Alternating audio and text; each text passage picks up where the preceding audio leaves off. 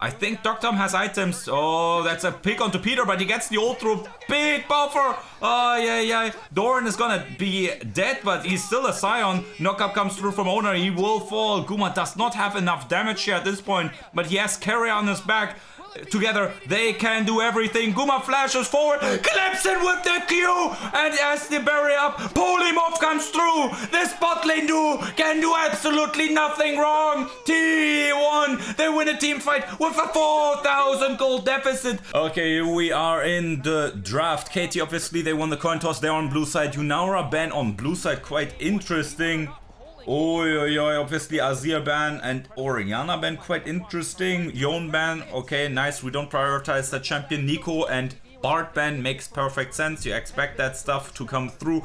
The first pick on the Wukong, T1 is not answering with the Xin Zhao immediately, because the Xin Zhao obviously can now come in as an R3 pick. They pick the Talia, the next strongest mid lane champion in my eyes, and obviously for Faker, high priority pick. Then they prioritize the Varus, something people were thinking about ticking away from Guma because he has found so much success. The Xin Zhao pick was expected here, right? You gotta match that. And Owner Xin Zhao, I failed to look up the win rates. Again, I wanted to be a bit more prepared for this final, but this week also like things came up. But regardless, so far so good for T1, right? A bit more of a like laid back, you engage into us and then we're gonna punish your engage. KT, they're the ones engaging, right? Ryze potentially setting up some realm warp plays, but most of the time it's on this top jungle that are looking to do something crazy. Personally, I'm a bit confused here for KT that they are going for this style of draft in game number 1. Well, I guess game number 1 you can try things out, whatever, right? But looking into this, I did not expect to see perfect rumble, not only in general, but especially not so early on. I thought both top laners would trade like Ornn, K'Sante, Sion, like these types of tanks that they're more comfortable with, and that they have played more on, more so this Worlds, right? Because top lane meta has been just lay back, take it, and then rock up to a team fight and hope to be useful, right? Carries, like, not only are these not the greatest carry players per se, but also, yeah, the meta again has not been in that. Now, second phase of bans, pretty simple. KT wants to limit carriers playmaking, so they ban support matchups. And on the other side, T1, they just, T1, they just ban 80 carries that are decently safe, right? The Spell Shield and the Ezreal, right? Champions that are, like, decently chill, right, in the mid lane. There is Ziggs or something like that. The mentioning Ashe as a pick away as well would be kind of crazy. Ashe against Varus, I don't know how fine that is, but I guess if you pick it up with an enchanter support like the Seraphine, right, that could be fuck. Ashe Braum. Okay, Ashe Braum, lots of CC, lots of setting up. Now see, what's it gonna be? Is it gonna be, what the hell? What the fuck are we doing? Okay, we're picking the Poppy, so the Poppy is then gone for the rest of the series. That's pretty big. But okay, this T1 comp is quite something now. Well, the Ambassador now is on our side, so we can't fuck up a dive against Ambassador. That's something. We can play make quite a lot around top side, right? Faker ults onto it, and I mean, the Rumble quite immobile, right? Easy CC lockdown. Now the Poppy does not have that much value here. Peter has a mini dash with the W, obviously. Cuzz E should count as a dash if I'm not mistaken. So not the biggest W value, but Poppy ult is obviously one of the abilities of all time. I'm not too sure how it interacts with Braum E, but I believe Braum should be the ones knocked back. I'm not too sure, but we'll see, we'll see. T1 fighting, this does not look like a bad draft, but I feel like we could have cooked a bit more. Maybe we don't want to waste too much in game number 1. Let's just lock in, crack open a cold one, and fucking enjoy, my guys. Let's go, let's go! Okay, finally we are in the game. God damn, man, took us a while, but well, we'll see. Ashe picks up the cleanse and no cleanse for Guma. Okay, that's interesting. There's so much CC. Guma is like, okay, no need for cleanse. I have my own champion. I have my own skin on this. Now they try to go for an early invade, right? Obviously Braum, Ashe, not to be messed with, right? Our Poppy not too good in the early game either. A bit iffy. First dragon spawns in 90 seconds. Owner here stops the objective. TP comes through. They're making the play onto Owner. Braum passive stacked. He is gonna die. Owner will be first blood given over to BDD. That's also double buff. And that's the value of the Braum coming through. But it's gonna be okay. It's gonna be okay, right? Owner's gonna reset faster. Gonna open up into topside, right? That's 2 flashes used for this, and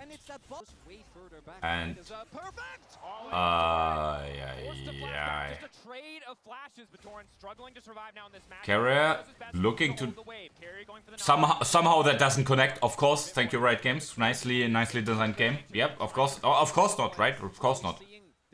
What the fuck was that? Like, bro, he eat him into the wall. Normally, Poppy, like, if you're just on the same rift as a wall, you're gonna get stunned. This time, but whatever. Ay. Carrier. Come on, another Q coming through. E. Oh, come on. Let's go, Carrier! It's not. Is it worth it, I guess? Guma gets the wave. But Guma has no wards. He can't step up. Owner is not in the area. Guma now in big trouble. Guma is so dead. It's so fucked, man. But where's Owner at, man? Like, what is Owner doing here? Okay, so grubs have spawned. It's gonna be a bit of a trade, right? Wukong is gonna get all of them, while Owner is trying to help in bot lane. Like, the trouble is obviously now, like, deokdam has ult. He can just ult Guma in the face, and like, what's gonna happen here? Now, I think the dive situation is a bit iffy. I mean, deokdam knows sums, I guess, but diving in Ashe Braum is like, I don't know. So grubs for a plate.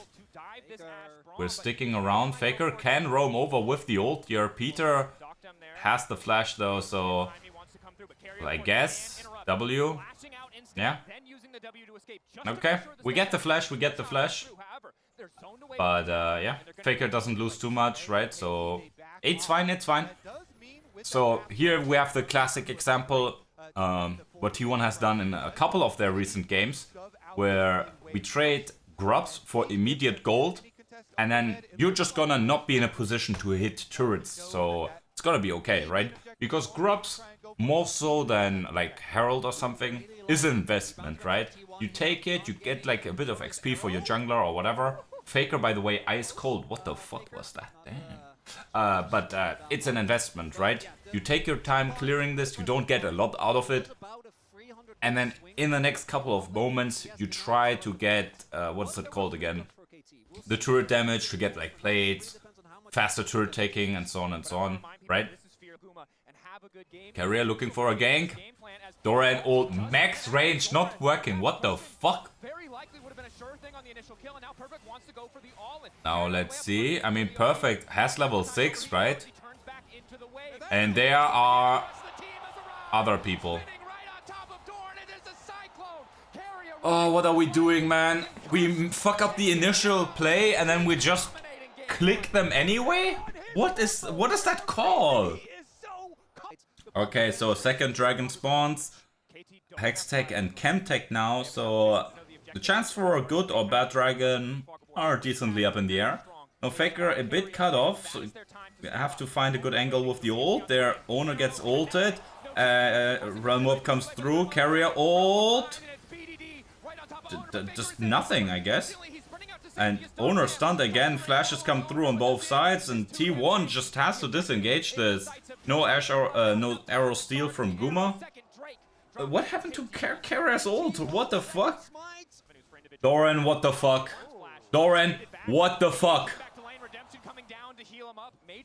There's no way bro TPs 6-second channel. 6-second channel TPs onto you and you're surprised and forced to flash away. Like, what is going on here? Oh yeah, and with that obviously being the case now, there's no way for anything. And now he TPs in without...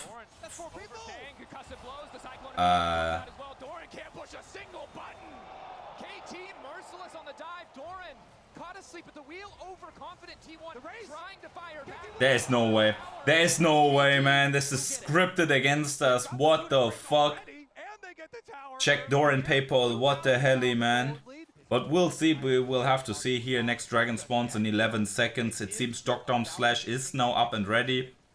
BDDs and Dorans are not. Rift Herald spawned here. We have to get rid of this. Like, this Rift Herald cannot come through, and that's why Faker ults it, right? Because, like, we can't lose this mid lane turret. For the enemy comp, it's a decently important mid lane turret, but for us, this mid lane turret is our life. Now, without Faker ult, it's tough to answer this, and now remember, Doran on the flank. deokdam has the Ash arrow. Someone has to constantly stand in front. Faker, big flash. Doran, BDD kind of equalizing themselves. The redemption comes through against the Ash poke with the W. Let's see. There's the W from Carrier. Ash arrow connects. Owner in the thick of things. Doran also connects. Shutdown comes through. Carrier ults away the Rumble, but he has used his ult, so I guess that's what he wants to do. Shutdown onto Cuzz Bdd for Carrier, but it does not matter. T1 wins this team fight, and BDD, there's nowhere left to go. First W missed by Faker, but it cuts off the retreat path, and that is the hopes of KT cut to pieces as 4 lay dead on the floor. T1, a tricky situation, but Carrier gets the W off to protect his teammates, then gets the ult to ult Perfect away. Perfect will end up being the only survivor of this situation. We'll have to see who gets the kills. Ambessa picks up one, Sinjao another, and then Carrier 2. Sadly, he gets the shutdown onto Cuzz, so that's unfortunate, but I guess we'll take that one. Big damage by owner. Sinjao, man. Now imbued with godly powers. It's gonna be the one to take KT to the arena, and it's gonna take them down. We'll have to hope. First item completions now across the board. Second items for Guma and for BDD. Perfect now with the Zhonya's ready for a potential Atakan fight. The Atakan will spawn in bot side, and a rare W for T1, right? Usually these Atakan spawns kind of aren't good for us, but this one is actually fine. Sure, Atakan contest for T1 here. The only good thing we can say is we have our outer turret in bot lane. The added stability to allow us potentially to defend the tri-brush and allow the access into the Atakan area. We also have our mid lane turret, which allows us to easily rotate over, as we have the ability to catch the waves like further up. Now we will see in terms of pedals, T1 is big. We have already 28 pedals. 28, right? So even without Atakan, we already have like 1,000, 1,500, maybe even more value there. Doran picks up the turret. Atakan takes forever, right? So he's gonna recall, buy a completed maw, and it's gonna channel the teleport. There comes the teleport, okay? It's gonna reset somewhat. It's gonna reset somewhat. Do they know Doran's there? They sadly do know. Now, every ult up and available. Okay, Doran flash ults in onto deokdam. Now can owner find the... Oh my god, deokdam is just fucking dead. And Doran now in a 1v3 situation on the other side. Perfect in a similar one. He has the stopwatch as I mentioned before. But Doran, with the help of his teammates coming through, redemption I believe was that saved his life. Or maybe it was the heal from Carrier. Regardless, the more procs and the survivability is there. T1 wins another team fight. But now let's see, Cuzz still wants to get in here. The HP bar dropping lower. BDD obviously, if he lands his spells, can do crazy things, right? The AoE value of this champion is something else. Now, Carrier, there are lots of war. Oh, they flash forward. That is our top laner. That Carrier is looking for the angle. TP comes in from Faker. Realm Warp forward. Okay, they just try to get in there. Guma is gonna be killed by the Braum. But T1, double kill for Carrier. What the hell? Oh my god. Another one. Perfect. That was not the perfect TP. Nom nom nom. 8-11. T1 with the gold lead. Back in business. Slay the Atakan. 2-40 in pedals. This is what we want to see. A bit messy. But yeah. The guy with the most kills is our support, W Carrier. Their support is so rich. I always am complaining. Supports have no money. This one receives the biggest welfare checks. Oh my god, just buy everything. BDD here says, let's play. He flashes forward. Carrier here looking for angles with his E, right? So many walls here. Slams the clone, sadly. Quite bad, I'd say. Faker with the double flip. Throws them in the trash can. Sadly, it's Carrier's Q, I believe, that picks up the double kill. But okay, more supportive items for this Poppy is quite helpful, right? Again, I mentioned it, right? Poppy doesn't have the easiest time here. Not too many W targets. It's Feast of Famine on her ultimate. And now with these active items, at least in that way, Carrier can have more impact in these team fights. Now T1, 4,000 gold lead, roughly. They've stopped the dragon stacking. Obviously, Mountain Soul is absolutely giga broken, right? We have like 3 tankier champions on our side. Faker, 2 items. Also has now the defensive tools coming through, amped up by the Mountain Dragon. It's just 1, I know, but now same situation, just a bit removed, right? We still have this outer turret here catching up our the minion wave. It doesn't really matter. T1 plays it around mid lane. Faker on the side looking to wall them off. Now remember, KT, they're down, but they're not out of this yet. They still have a big wombo combo here. And again, the Ash Arrow is still a scary tool due to the fact that we have no one to block it. Now BDD on the side. We drop a blue ward. And I'm losing my voice a bit. Carrier just flashes in. The knock-up comes through. And all of the circles. The HP bars are dropping lower and lower. Perfect. Misses the ult. Guma is gonna get killed there on the side. But this fight is already over. Deokdam and Cuzz dead. Owner hits a W over the wall. Slays Peter. And mid lane turret will die to minions. T1, are we over chasing this one? I hope not. I mean, if Owner gets one, he has 2 items. That guy is so huge here. T1, 5k gold lead, add another one, and yet another dragon, I mean. We can't push here, Doran. Let's go into the replay. Carrier with the snap. Boom. Triple knock up. Owner and Doran just instantly fly in like rockets. Ay. Faker sets up the wall to join the action as well. Perfect in BDD, right? In a good state in this game, but they were looking to go around flanking, but we were just like that in their faces. Just amazing to see. So T1 instead like 7,000 ahead. KT's boots maybe do something here, but the XP leads, well, we don't have time for that. Let's get into another team fight here. Faker gets obliterated by BDD. What the fuck? Gets the flip though. How did Faker not spot BDD? Bro, he was probably like the wall, like whatever, blocked the vision or something like that, and then yeah, Faker tried to ult and BDD just stood in his face. Now Faker comes through with a TP. Dragon obviously now spawning 90 seconds on the other side, so Owner just sacks up the Q, goes in, but that's Peter. Do we want to go on that guy? But well, we'll tanky enough. Carrier throws BDD. That's a gold ult. I'd say perfect. Goes golden, but that's not the perfect timing. Faker may be in trouble, but he has his own one, and that's BDD slammed into the wall, thrown around like a ragdoll, and he's slain as well. Doran flies high and slays his lane opponent. That's the TP coming through into top lane. Doran gonna catch the wave? No, he's not.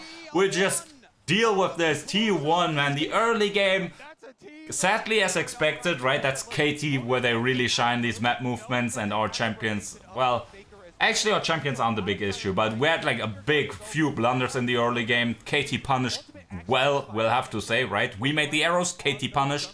That's not a discrediting word or whatever. That's just how it goes, right? Especially since KT has champions that are good at punishing like overplays or whatever.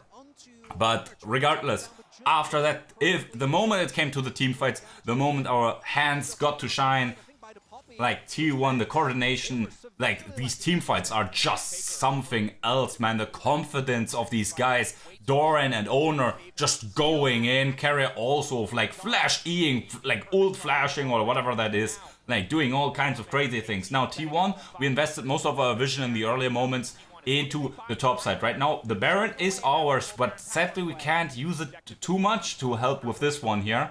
Anyway, wall comes down.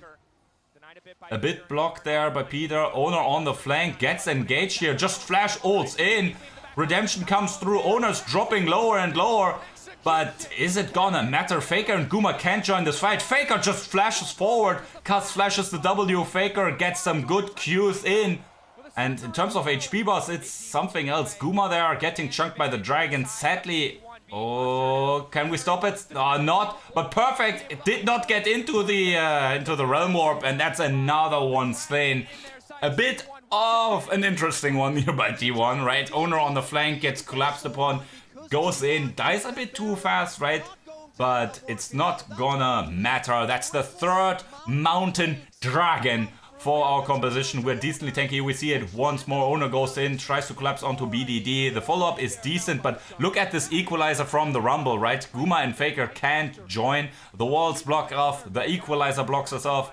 So it is quite tough, right? Perfect here plays this team fight well, I'd say. Maybe an easy job, but he plays it well, right? Good equalizer. Not to do a lot of damage, but to block Faker and Guma out of the fight, right? Guma just can throw a arrow here and there. Faker's forced to flash forward to join in the action here. And let's talk a lot more about Faker. 3-0-15, nearly 100% kill participation, 18 out of 20. So far, Deathless has gone for a really safe build. I love this, by the way, because KT, what did I mention, right? Where are the Ash arrows? Where have they been? deokdam has not found the angle to just fire that one freely and then have the follow-up by his teammates, right? And in theory, there is this follow-up, there is this threat, and T1, right? Guma with an early Edge of Night. Obviously, Carrier, due to the gold, he got through the kills, accelerated with his support items. Faker used his gold that he got from like some side laning, not a lot, but from this or that, to buy himself also more defensive items. Now, obviously, with the Mountain Dragons, like, the resistances are high. And yeah, Baron buff helps us take care of this bot lane turret here. Sadly, again, we spend time resetting and fighting, so our Baron buff does not get us a lot. The map is dark, right? There are little wards for KT, but luckily for them, it doesn't matter that much, right? They have Ashe with her E, so vision contests like can be cheated quite easily. Now T1, are we doing it on spawn? I think yeah, like looking at Owner's HP bar, yeah, we're doing it on spawn. There comes the Ashe E, and you know how it goes. Now, the vision is dark, that's Cuzz sent home, and yeah, that should be it, right? KT can make the decision, do we want to fight it? But yeah, there's not gonna be a steal anyway. So now T1, we have to push through, trying to get mid lane pressure. And then, okay, flash ult comes through, catches deokdam! deokdam just dead now! Oh my god, our bot line though, oh, Guma is gonna die, no? No, Guma is safe. Oh my god, how does he do it? How does he do it? This Guma guy left completely alone, everyone dashes forward, and Guma left alone, fend for himself, but it's got be it. TP is coming into the base, the super minions have already started the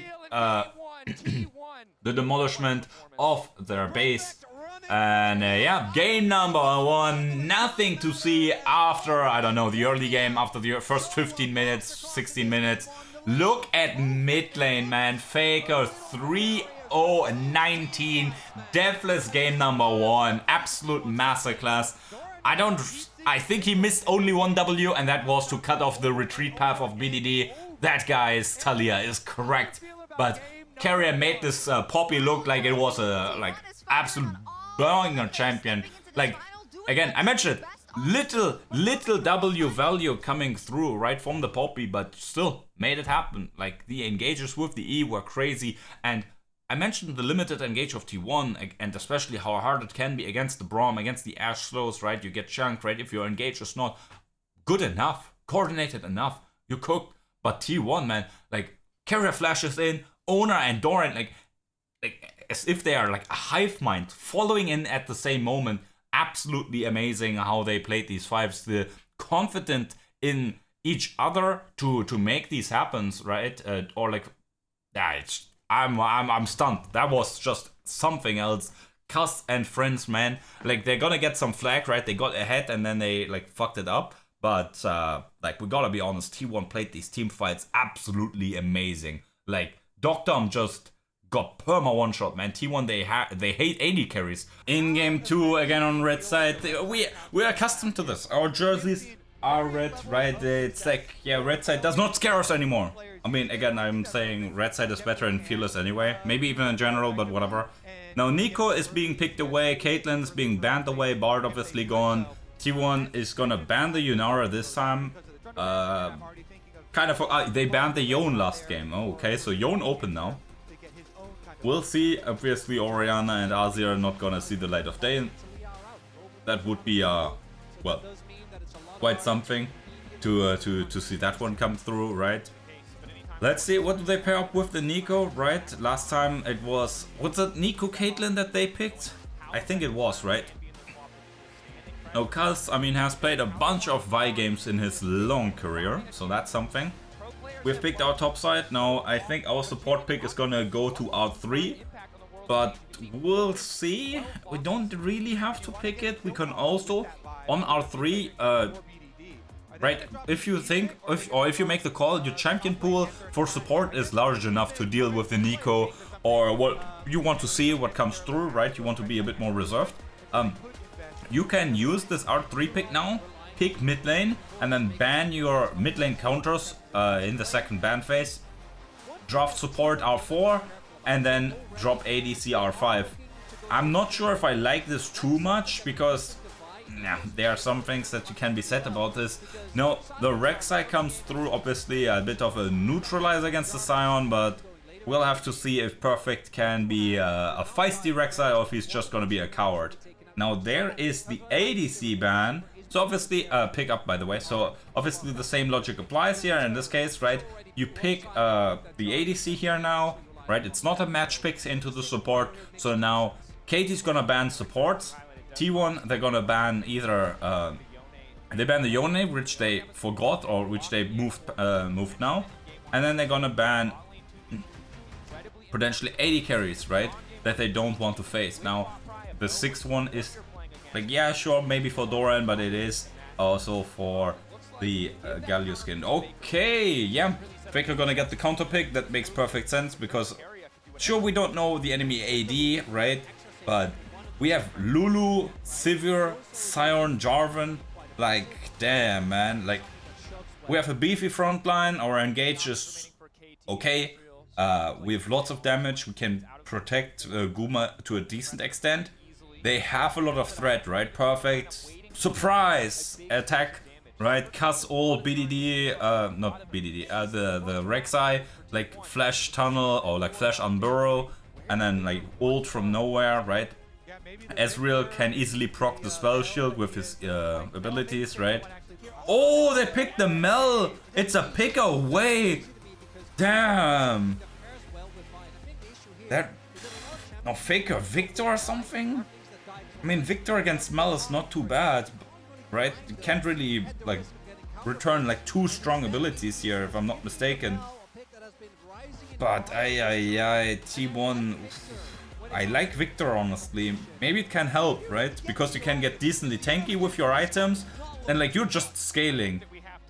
Oh, no, nah, Faker. Is he overcooking? Is he overcooking? Faker, Sama, what is this? I mean, there's the Nico ult to steal, there's the Vi ult to steal, but... do we want to brawl against the Mel? Do we want to do that? I mean, obviously the Silas pick here is like more agency. I'm gonna do something, right? I want to make plays. I want to go in and like change the flow of the game if need be, right? Right. I'm gonna steal this Nico ult and I'm gonna like ult flash on your team. But I don't know. I mean, again, Victor might be a bit too laid back, right? We have scaling bots, scaling top, scaling mid. Our jungler is fine, but who cares about jungle, right? So that one would have been a bit tough. Oh, I don't know, man. I think we just maybe would put the Victor in the back, but we'll see. Anyway, T1 fighting. Okay, let's see where this one goes. Carrier, oi, has to be careful. They don't have a lot of CC here to like kill him. Should be able to get away. Faker's gonna block if need be. But that's Faker E-start. Actually, not too bad. Like on Silas, personally, I think E-start's not too bad. I think against Meldo, we'll see. Recalls come through. Faker cancels his one. He knows it's not that big of a deal. Carrier will come back with full HP into bot lane, but that means no brush control or anything like that. They have a ward to spot Cuzz here, so Faker should be alright. Are they gonna go for an invade here against the owner? I don't think so. Also, by the way, God bless everyone, no swaps or nonsense like that. Bot lane matchup, I shouldn't be too worried here, Faker. This mid lane matchup, I hope we can't... yeah, let's look top or something else. Because anything that's happening in mid lane, it's gonna be... it's not gonna be that great. Guma forced to flash early, right? We're not getting that level 2. And yeah, this bot lane matchup, worse than I expected, I guess. God damn it. Okay, owner, you're looking for an early gank. It's gonna get spotted. BDD has this one. Forced to flash the E though. So much return damage, man. Mel is a balanced champion. Yes, no? Chat, let me know. But we're not sticking around. Faker here. Hopefully his recall is not getting cancelled. But that's no flash on Mel now, so she can reflect things, but if owner puts the cage down, then we'll see. What the hell is going on in bot? Where's my Lulu? Where's my Lulu? Ay. Oh, where was my Lulu? Where was Carrier? Recalled, but no items. Oh yeah. Bad things happening, and bad things are happening, guys. But after seeing last game, maybe we have a bit of confidence, right? Maybe we have confidence that we can turn things around. So not too bad. T1, I guess reset there by Cuzz. We get the dragon. Okay, not bad. Not too bad. We don't have our ADC around, and we still get the objective, right? While being down in gold. That's cute. I'll carry here a bit of laning in mid lane with Faker. And that's a rocket blade. That's the real Nico, by the way. That's a flash forced. Really nicely done. Yeah, nice. Double summoners gained. Now, obviously, Faker can't get that one for the next fight here. But I don't think T1 wants to do too much here again. Yeah, actually, let's just, fuck it. Let's just let them take that. Who cares? It's just grubs. Faker's cancel his recall. Yeah, we don't need to contest this. We don't care about this at all. Like, what are they gonna do? Side? Oh, actually, they have side lane. Fuck. Faker here forced to flash away because there's potential for bullshit to come through, right? Few more abilities. Then the ult comes through from BDD, right? BDD with the extra back has a bit more oomph to his abilities right now than Faker. Now BDD sadly has his flash, so owner's return gank not only spotted, but also yeah. Luckily owner does not get stunned under turret. Nice cancel there. EQ's away, Faker goes back in. Flash by BDD, Faker gets the return kill, stunned under turret though, so unfortunate. Unfortunate situation. I guess we made the best out of a worse situation. Like, they're not smashing these lanes, but they're obviously like pushing, having the extra CS and so on. But with that being said, T1 is the one starting the objective. Guma no item, Faker and owner are the only ones with anything meaningful. Whereas KT, I think they're a bit more ready to rumble. Talking about rumbling, there it is. The Sion choo-choo train comes through. Cuzz forced to Q away. Now Doran, that's a bit deep, but I guess he's Sion, so That's the smite on the hunt from Sivir, right, her ult to run away, and yeah, let's just retreat, defend mid lane turret. This is annoying, right? Usually I'm like, ah, yeah, let's like fuck these early grubs, who cares, right? But due to the fact that all our lanes are losing, it's actually not that bad due to the fact, right? They get 2 plates there, auto tag here, get another plate there, right? It is just really annoying, but Guma now, just short of stacking his Cull, it's gonna be great. But we have to be honest, Guma needs way more gold and time, right? Let's hope that in this game, if we get a few more kills, that Guma is the one getting these ones, because like he needs like 3 items or something like Shiba. He needs 3 items minimum, right? The Essence Reaver, a Zeal item, Infinity Edge at least. KT's team not too tanky, so the need for LDR early or earlier is not really there, so I'm not too worried or concerned about that one. So I think, yeah, should be just 3 items, but 3 items takes a while, especially if the game stays low kill like this. But yeah, in terms of late game, right, sure, KT, they have the playmaking with the ults from Cuzz and Peter, but if that does not work as they want, there's a late game Sivir with a late game Lulu. Okay, I'm making a play onto BDD, forced to flash. Now he's stuck in the, what is it? That looked ultra weird. What the fuck happened there?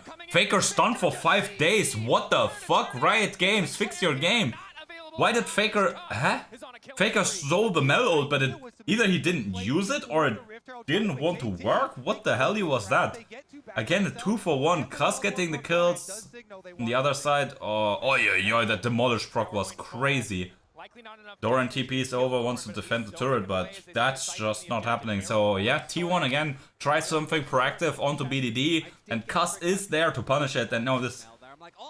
this thing here is really scary. First blood turret for KT, boot secured as well. There's the Herald charging through. Yeah. Okay, that was expected, but we'll see. So, big lead for KT, items on T1, first item, so on and so on, but that's about it. We'll see. It's all about... I don't even know what to say. Oh, we're getting a picky on the side. Cuzz getting Oblaon up. That's the gold lead for KT down. T1 with the pick. And now that's no jungler. That should be a free dragon, but BDD and friends are still quite strong. I think deokdam has items. Oh, that's a pick onto Peter, but he gets the ult through. Big buffer. Oh, yeah. Doran is gonna be dead, but he's still a Scion. Knockup comes through from Owner. He will fall. Guma does not have enough damage here at this point, but he has carry on his back. Together, they can do everything. Guma flashes forward, clips it with the Q, and as the barrier up, Polymorph comes through. This bot lane can do absolutely nothing wrong. T1, they win a team fight with a 4,000 gold deficit. The dragon will probably end up in KT's hand now in the reset, but Faker blind E over the wall. Owner immediately follows up, and there's the one shot.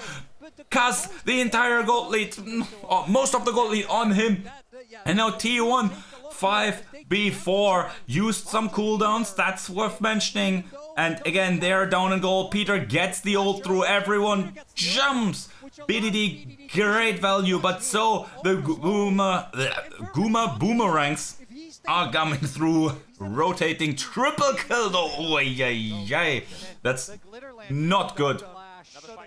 Oh no, Guma here potentially in trouble. Obviously used his flash offensively. Owner's EQ did not work. How the fuck does that work? Anyway, the big thing is the dragon is not dead. I thought they were they were already on it, securing it, but now we'll see. Zhonya's item completed, gained for Faker. Faker here looks for deokdam, and he will just get the kill. Cuzz interrupted. Faker will not survive due to the ult, but there is a double kill for BDD. Guma now alone on the side. The fight really fucking split up, and that's not what T1 wants to do. Guma, the E is not enough. Oh, Suka Bdd. If we scramble like that, it's not good, man. That's more beneficial for KT, and sadly... BDD, man, this Mel pick is doing so much work here. And now that's gonna be Atakan and Dragon. Hi, yeah. I don't know what happened, man. Carrier died so early. Where did Carrier die? So, Faker here. Really nicely done. What happens to Carrier? He gets hit by one Q and then Cuzz just Q autos him. Oh yeah. Nice. And then, yeah, we're split up and it's just rough. Oh, fuck. And yeah, the interaction of Nico ult against Spell Shield is just annoying, so that's unfortunate. Faker, no worry, it's alright, you did well. Now, can we maybe get a pick here? But I mean, Sion, it's the Q, right? Oh, there's the slam! Deokdam! What the fuck? No way, that was crazy. Now there's no objective up. The dragon... Well, actually, death timer is already long. Damn it, man. Nothing happening for the last couple of moments. Really took me out of it. Oh god. Ah, yeah. KT start the Baron. T1 we don't know. Do we know? Oh, they're tingling the senses, but this is so tricky, man. Look at this. Oh. Wait, is Cuzz still hitting it? Okay, Doran finds out, but Cuzz is still hitting it. Can you stop Cuzz? Stop it. I mean, now Owner is around. You're doing this without your Ezreal. Ezreal has TP, but damn it, man, that was good by KT. They really had us there in the ropes, right? And now we can't really click Soul Point that easily. Damn it, man, that was good by KT. They really bought the 40 seconds time for deokdam to come back. Sure, deokdam TP, but yeah, whatever. Regardless, now T1, we may be able to establish some vision here around the top side. Faker getting some needed gold, but if you look at the items, sure, BDD is strong. deokdam, that's pesky Serpent's but yeah, I mean, Faker might be able to get a third item now. Top lane, Doran's getting tankier and tankier, right? Especially with the extra gold he got recently. Now, Guma is online. Carrier has his first support item. It's not too far away from his second, I hope. We'll see it. The Slulu not as accelerated as the Poppy was, so... So now 30 minutes, just want to give you a quick update, right? Probably cut out a lot in this game. I mean, 13-10 looks like an aggressive game, but yeah, these kills, these fights happened early on, as you saw. So yeah, the last couple of moments, reset, Baron Vision, reset, Baron Vision, reset, Baron Vision. A couple of dragons obviously being looked at here and there, right? We had that one funny moment there with deokdam's death. But yeah, the interesting thing is now Doran TP is in here, so T1 they're looking serious at this now, or what? Like, Perfect must respond here, so I don't know what the idea is. Like, huh? Cuzz has Guardian Angel, we don't? Why are we playing so proactive here now? I don't understand this Doran TP whatsoever. I was about to talk about item completions and how... Okay, yeah, I mean, 3000 gold lead at 55 total K gold, whatever, like, that matters jack shit, right? That's like the only thing that where it matters. Like, it's these. What the fuck? What? Ah, yeah. Anyway, the small things where we see this 3000 gold lead actually mattering is like now the item completion for Cuzz being a bit faster, right? Both mid laners at 3 items, obviously Faker with different 3 items and BDD, right? A lot less damage, but like that's why he picked this champion, right? Not for damage. Or like total damage output, but for the, I don't know, the fighting, the scrapping. Again, a bit iffy, but whatever. Perfect also in a decently tanky spot, right? Now with the Jack Show, the Rek'Sai, lots of HP and obviously very annoying. Guma LDR gone. We have a 4 item sliver in the game. Sadly, Carrier has not been able to get much gold, right? Obviously, in these Baron dances, supports bleed a lot due to the fact that that's control ward, control ward, control ward, control ward, right? Lots of gold bleeding. Now that's a sneaky Cuzz here looking for the soul point. T1 now. We are clicking the Baron Nashor.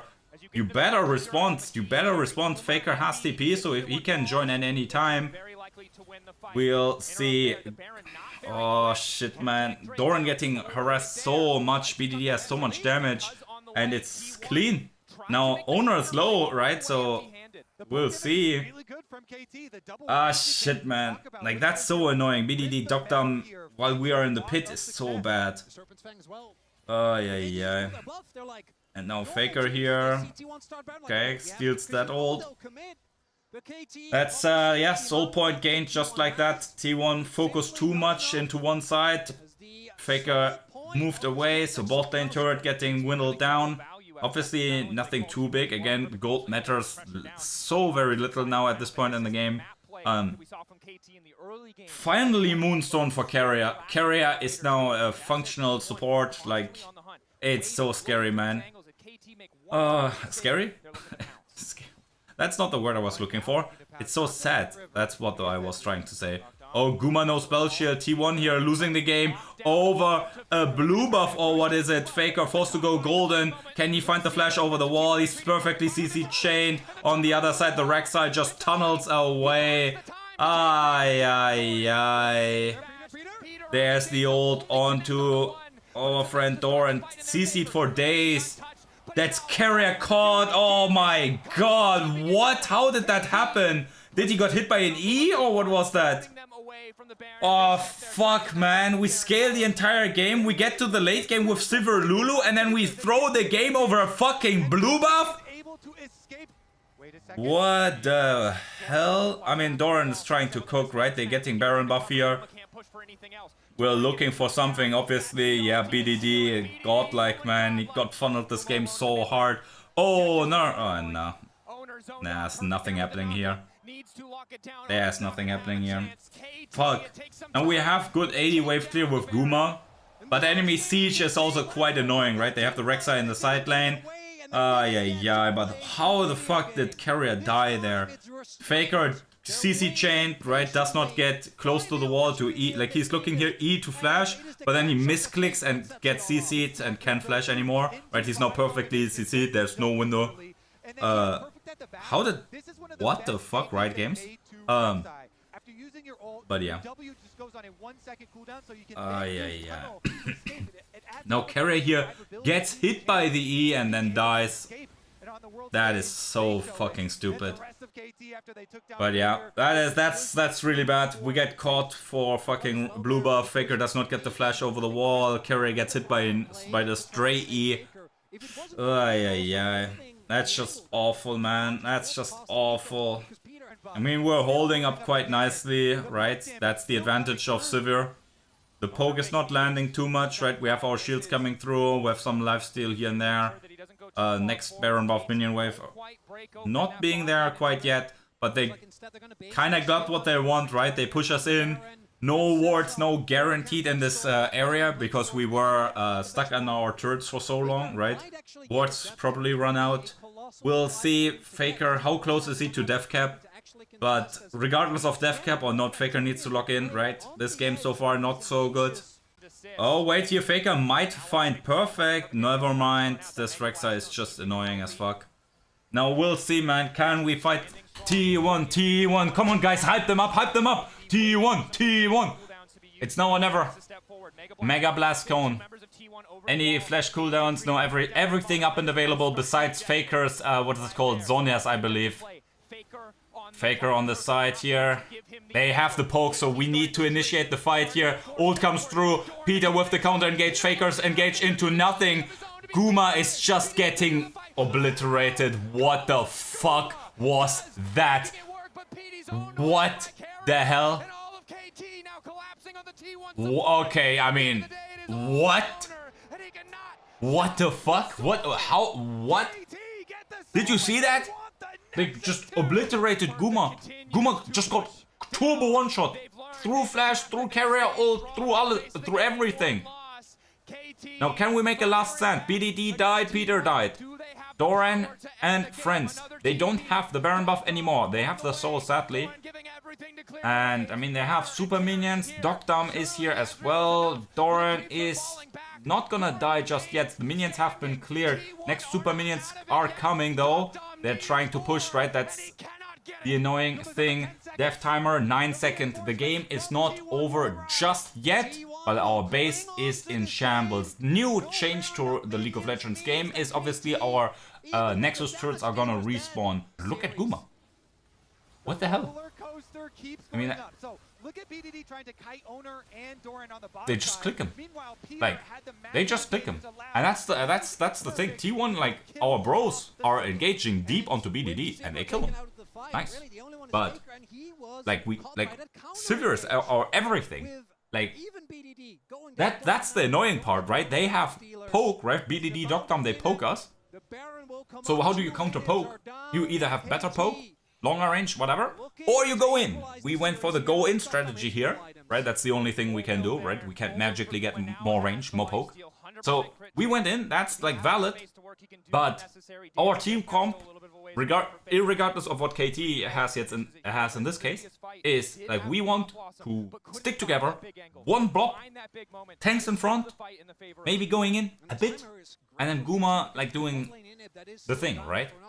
If we dash in 3 screens away and leave Guma alone, like this is not like last game. This is not where like Guma is Varus, we have enough damage on our other carries, enough flame making here and there. No, this is Guma needs to get peeled. Like we can't do that again. Like that was awful.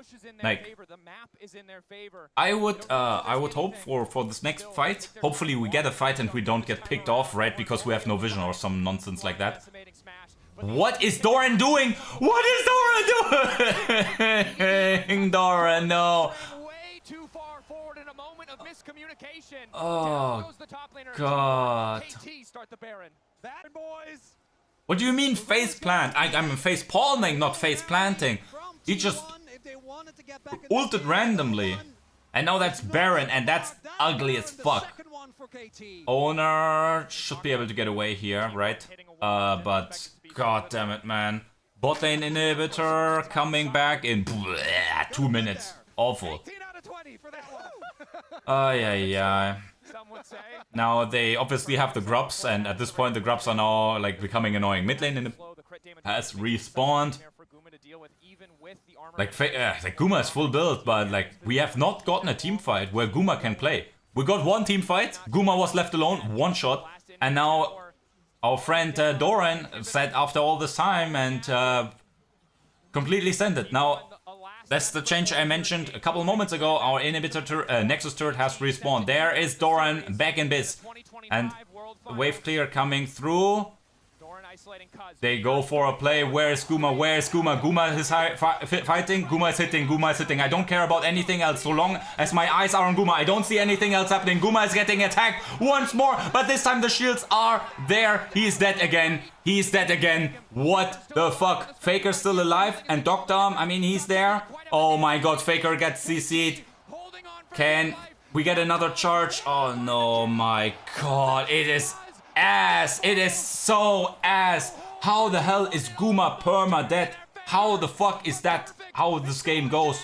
We get 2 team fights. One Guma gets insta one shot and the other one not really, but Guma dies with flash up as well. No. Or was it on cooldown? Did it just come up when he was dead?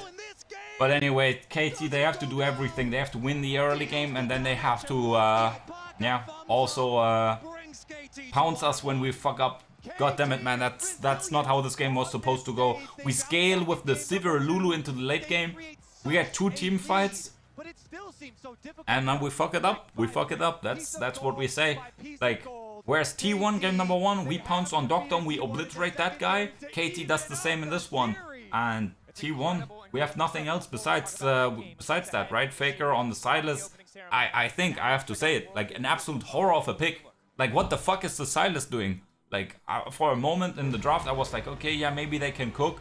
Like, maybe there's like an angle where we like skirmish early with the Jarvan.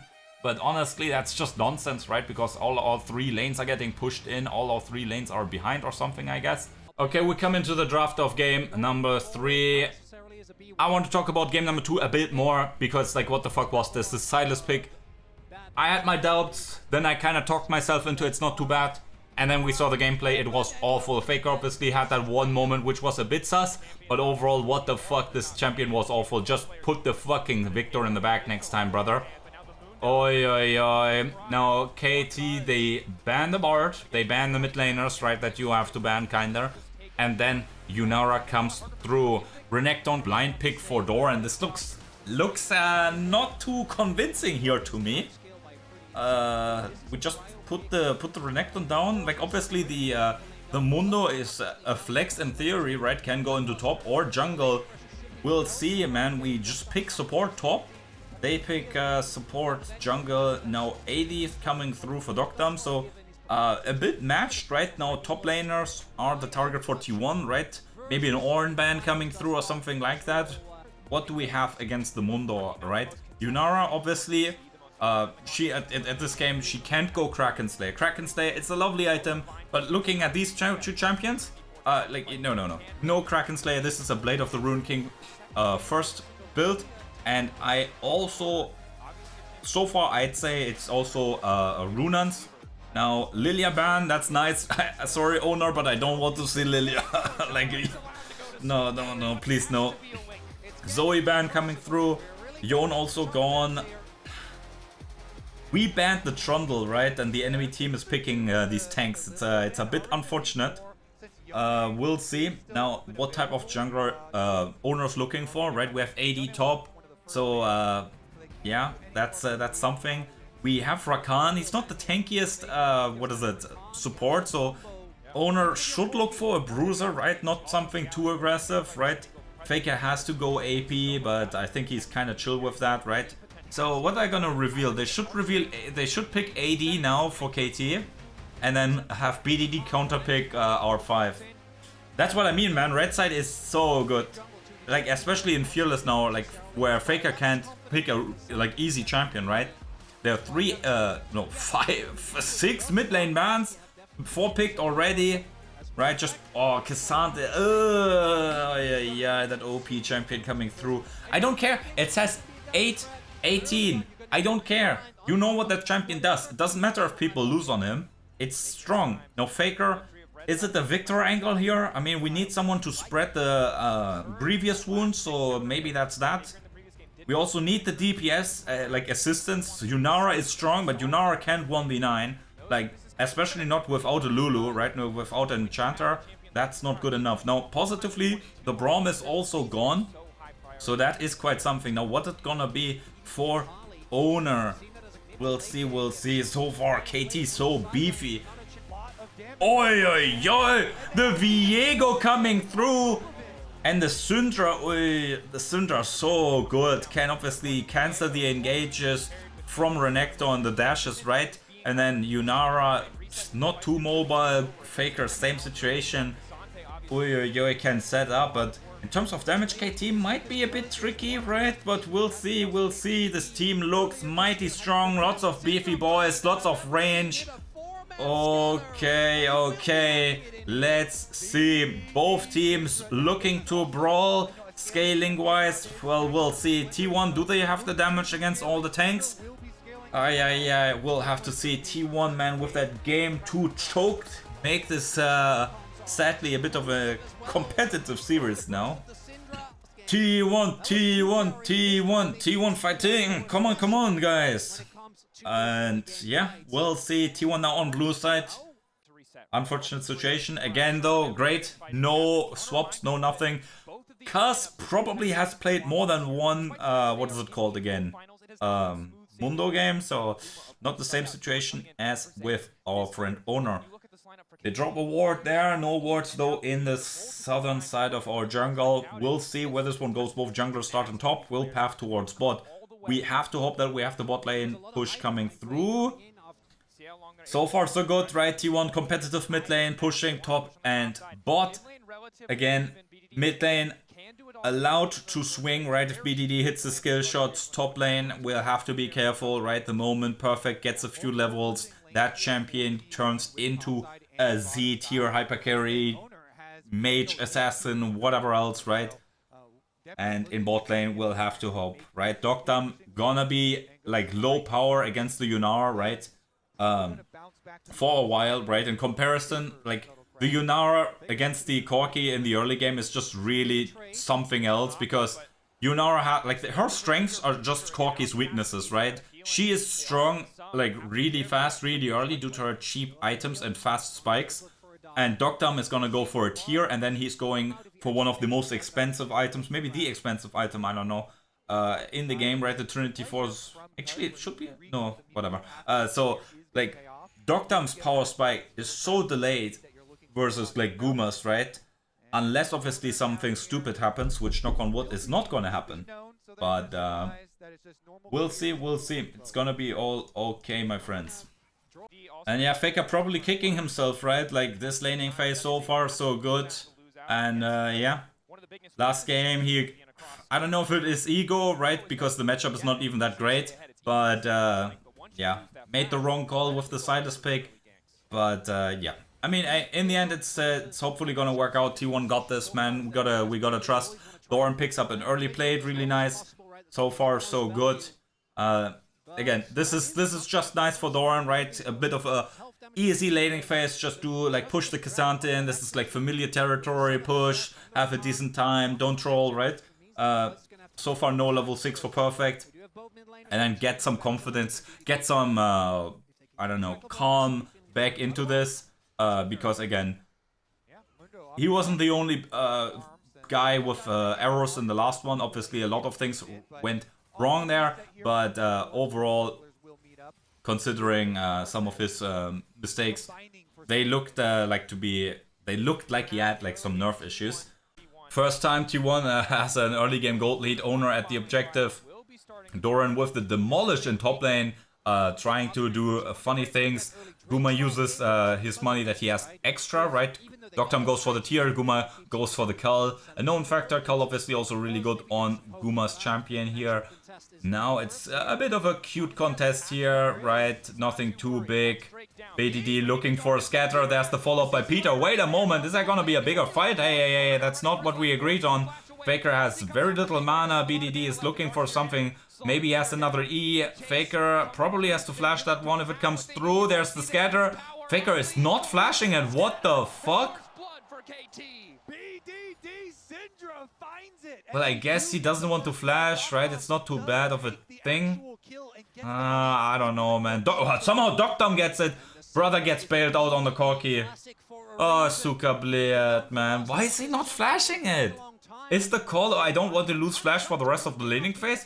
That is something I do understand, but that's like the easiest flash angle ever, no? Okay, what? Doran? Team? Okay, so Doran is proxying here, but Cuzz is around. Bdd has inside track, obviously, due to mid lane. What is Doran doing? What is Doran doing? You only have one piece of CC.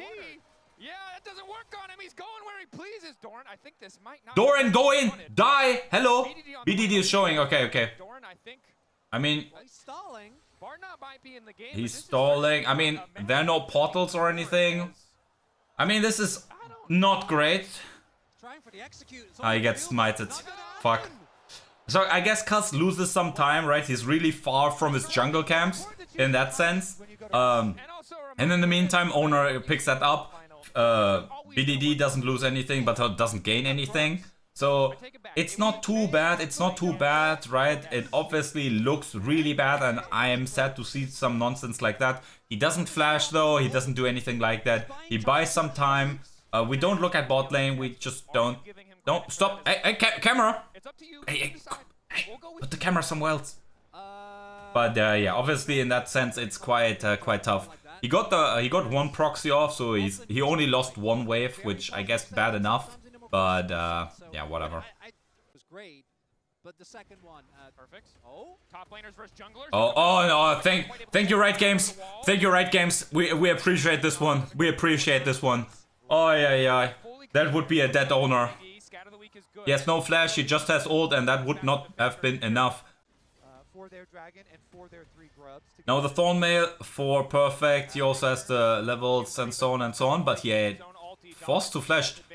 That's cute, right? Gets that one. Now Doran, don't do anything too stupid. There's the gravity field, there's the slow. Faker commits the ult as well. Dragon is spawning, so BDD getting chunked, but he has the TP, so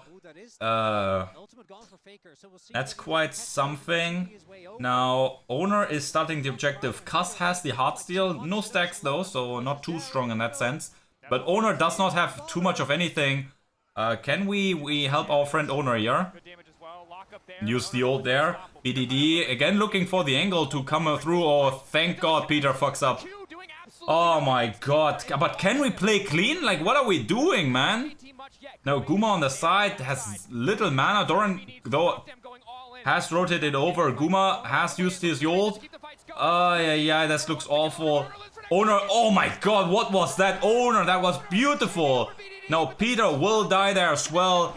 Yeah, we had so much luck with many of these things, but our HP bar is dropping lower. deokdam has one rocket left in the tank. Mundo poking with Q. Perfect. Ready for a K'Sante moment. We're all clumped up. Can we get the smite? No, of course we can't. Oh, and they get the third kill for the boots as well. Look at all these low HP bars. No. No mana, no nothing. This is a Mundo pentakill or what? I hate this game so much. What? Yeah, of course he has Q. Nasuka Bliat and my life. What the fuck is all of this nonsense? We have so much luck because they fuck up some of their abilities, like Peter Flash Q's into nothing and so on and so on. But oh my God, these team fights are so bad. Oh, so the setup again, so awful. The setup so disgustingly awful. And like we get the 2 early kills here, but like 0 HP, right? Used our resources, and we also don't even get the dragon, man. And then K'Sante does the thing where he's K'Sante, right? Pushes them all together. deokdam gets the Q over the wall. Oh, it's just awful, man. It's just awful. We start the fight with split up. We start the fight with not all cooldowns ready and available, not with full HP, not full mana. And then I think we could have just taken the 2 kills and then back off, man. But I mean, okay, I guess we go for the smite fight, but then just bail or whatever. It's just fucked, man. Now Mundo is so accelerated, and like sure we have damage, but our damage needs time, man. Our damage needs time to come through.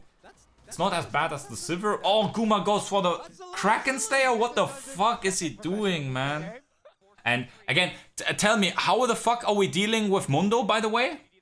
BDD here gets the scatter, but stun comes through. Smite for the slow. Ult connects. Okay, that's at least a good pickup in the side lane. Very nice. But Guma, what the fuck are you buying Kraken Slayer for? Look at the tanks. There are 3 tanks in the enemy team. Why are you going for Kraken Slayer? Is the call that we assassinate the enemies? And then we don't hit perfect Cuzz Peter?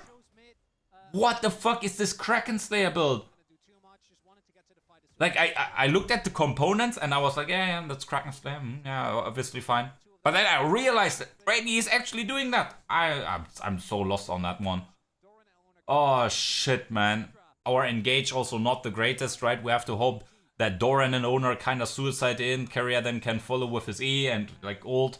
Carrier obviously can also initiate the fight, but... yeah, I mean, just one scatter and it's kind of troll. We'll just have to hope. Also, by the way, Owner also with Kraken Slayer. Both of our on-hit champions don't go for Blade of the Ruined King against HP stackers. What the hell are we doing? Now we're proxying or getting proxied and bought by Perfect, so that's something. So he buys some time now, has the window of opportunity to TP over, and KT uses that to push in and try to take care of the vision here. There's the TP flank coming through from Doran. T1, T1, T1. There is... oh, it's awful. Is it awful? I don't know. It looks a bit messy. Now, can we get... we need more of that. We invested flashes. We invested ults. What is Peter doing? What is Peter doing? Okay. I don't ask questions. I just clap my hands together. Thank you, Peter. We take that one. But yeah, okay, big... T1, we get some gold back. And that's kills on owner. That's that guy that can carry these games. I mean, I might not be a fan of Viego, but I'm a fan of owner. T1 first time in the series gets the boots. Now the third dragon will likely go over to KT. First blood turret though for Faker, or mid jungle is now going for recall. So again, this is not gonna be anything. Carrier, don't. Like why? Why? Like just why? Do we have someone to save this? I mean, Faker recalls, has the TP coming through here potentially, but the TP needs to be early. There's the TP on someone somewhere else. Now, are they in too deep? T1. Oh, Shiba. Disgusting. What is this call? What's this play, man? Like, we know this is happening. We see it. We see it. We don't even need to look into the future. We just need to look ahead. It is so obvious that this is gonna happen. And yeah, I don't know, man. Now, deokdam just gets to milk the bot lane turret. Not sure who picked up the kill. Probably him as well. That was just awful, man. This was like, oh yeah, they're gonna dive me. They're gonna dive me. They're diving me. They're diving me. And it's like T1's just not handling that situation correctly whatsoever. That was awful. Guma going for the more movement speed build, which I get the vision, but there are so many people clumping up, and you're not. I mean, Guma's item build, I just don't agree whatsoever with this one. I don't know why he's going for this. Like, this is the more movement speed, more single target, like style of build, right? Against like a squishy, right? He's looking to kill deokdam, he's looking to kill BDD, but like, can we be real here? Like, that's not gonna happen. Like, I love Kraken Slayer, and Phantom Dancer reads like a great item, but like, can you really justify buying this as an AD carry in most cases? No, you can't. Especially not in this one. Like, what the fuck? 2 items bought, both of them wrong. Now, owner is starting the objective. Let's get smiling, okay? Let's ignore that Guma is not buying correct items. Let's get smiling. Owner also no lifesteal, or no extra lifesteal, right? Because he also bought the wrong item. And yeah, just getting chunked, right? Gets it to half HP. It's just a tough situation. KT is losing some CS in the side lanes, right? And T1 so far, right? Small gold lead here, but again, does that gold lead matter if you buy wrong items, right? That's gold lost, or gold effectively lost, I guess. We'll see. And also, it's so not feeble. What's the word? Like, so volatile, on like, at least it's not safe, right? Because lots of our gold is on owner, and like Viego is not a guaranteed champion, right? That's also partially why I don't like that champion, because you can't guarantee effectiveness from that one. And that's, by the way, the full tank attacking the champion and nearly killing that champion that is building the Black Cleaver and so on and so on. Nicely well-designed game, by the way. Riot Games, very lovely to see that damage coming through from a full tank. Nice. That champion is so awful. Like, I don't know how Cassandra is the thing. Like, I don't know how that's allowed. Like, I don't know how anyone looks at a champion that does so much damage, is so tanky, scales so well, has AoE abilities for wave clear, has so much mobility. Like, what does Cassandra not have? I guess he can't support his teammates. Like, he can't shield or heal his support, or like a support. He can dash over terrain. Like, that champion is just so absolutely overtuned. Now, okay, so item spikes coming through. 2 items for T1. We don't talk about like the items that they bought. 2 items for KT. Obviously supports, you know, the ghost, right? Poor little support players. Yeah, I don't know. I don't have like the greatest of feelings for this, right? So many bad items being purchased by T1.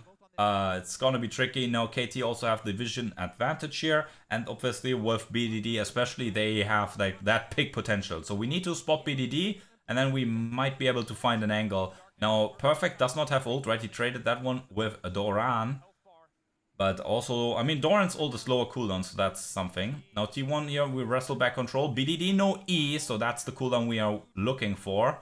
It's not the highest cooldown now. Peter, that seems to be a bit tricky. T1, you need to be coordinated. If we're too split up, right, and like that combo comes through, BDD looking for the E, Faker now being the target, deokdam, that's, yeah, whatever. Let's see, come on. The dragon goes over to Owner. Doran will die here.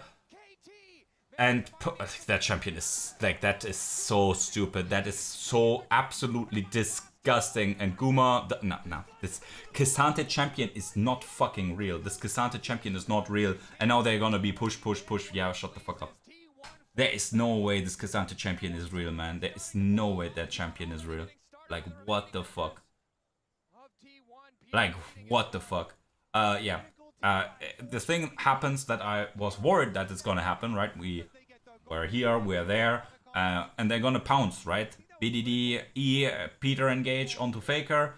In the exact moment, Doran goes onto deokdam. Really nicely done by him, right? Stops the what is it, the one shot. Carrier goes in at the same time. In the bot side, we have a bit of a fight. But Guma, first of all, not dealing any damage. How can that be? How can that be?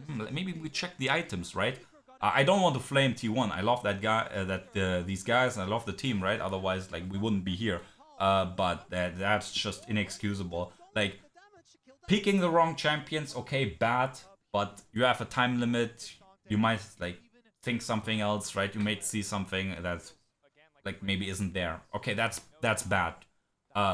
But buying wrong items, I think that's a mistake that should not be excusable. Like, how the fuck are you buying, like, you buy 2 items, both of them are wrong.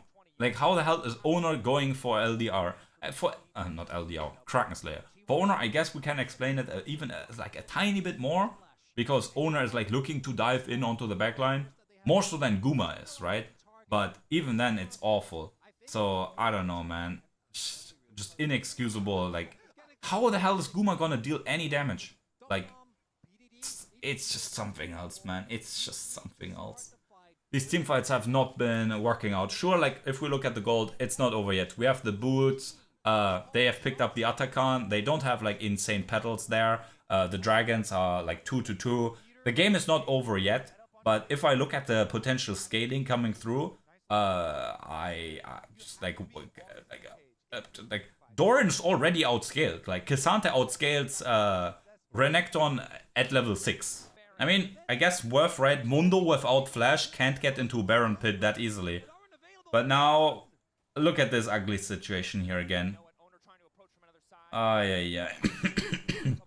Peter looking for a big flank. Owner on the other flank. They're just collapsing onto Doran. T1, what the fuck are we doing? Look at the map. Carrier just comes out of base. What are we doing? We have played for 10 years together. We have played for 30 million years together. This is our 20th World Finals. What the fuck are we doing? Why are we clicking forward? Carrier is just coming out of base. What are we doing? What are we doing, guys? That can't be fucking real. There is no way. Also, we are clicking forward. Owners, like, looking for a flank, looking to set up wards, maybe for, like, for a TP place or something like that. And then in the meantime, Guma and Doran are just clicking in. And now BDD on the flank. And, like, this looks awful, man. Yeah, okay, we're all going in. Baron is 5,000 HP. What are we looking for? Like, huh? Are we looking for the kill here, I guess? But yeah, BDD with a big scatter again. Like, this is so free, man. We pick Zack Bruiser champions against tanks. Like, that's already not amazing. And then they also... Oh, deokdam, thank you for the collector buy. That's also an awful item. But, and then BDD gets so much free value in this game because, like, I already mentioned in champs, so, like, so many dashes he can easily cancel.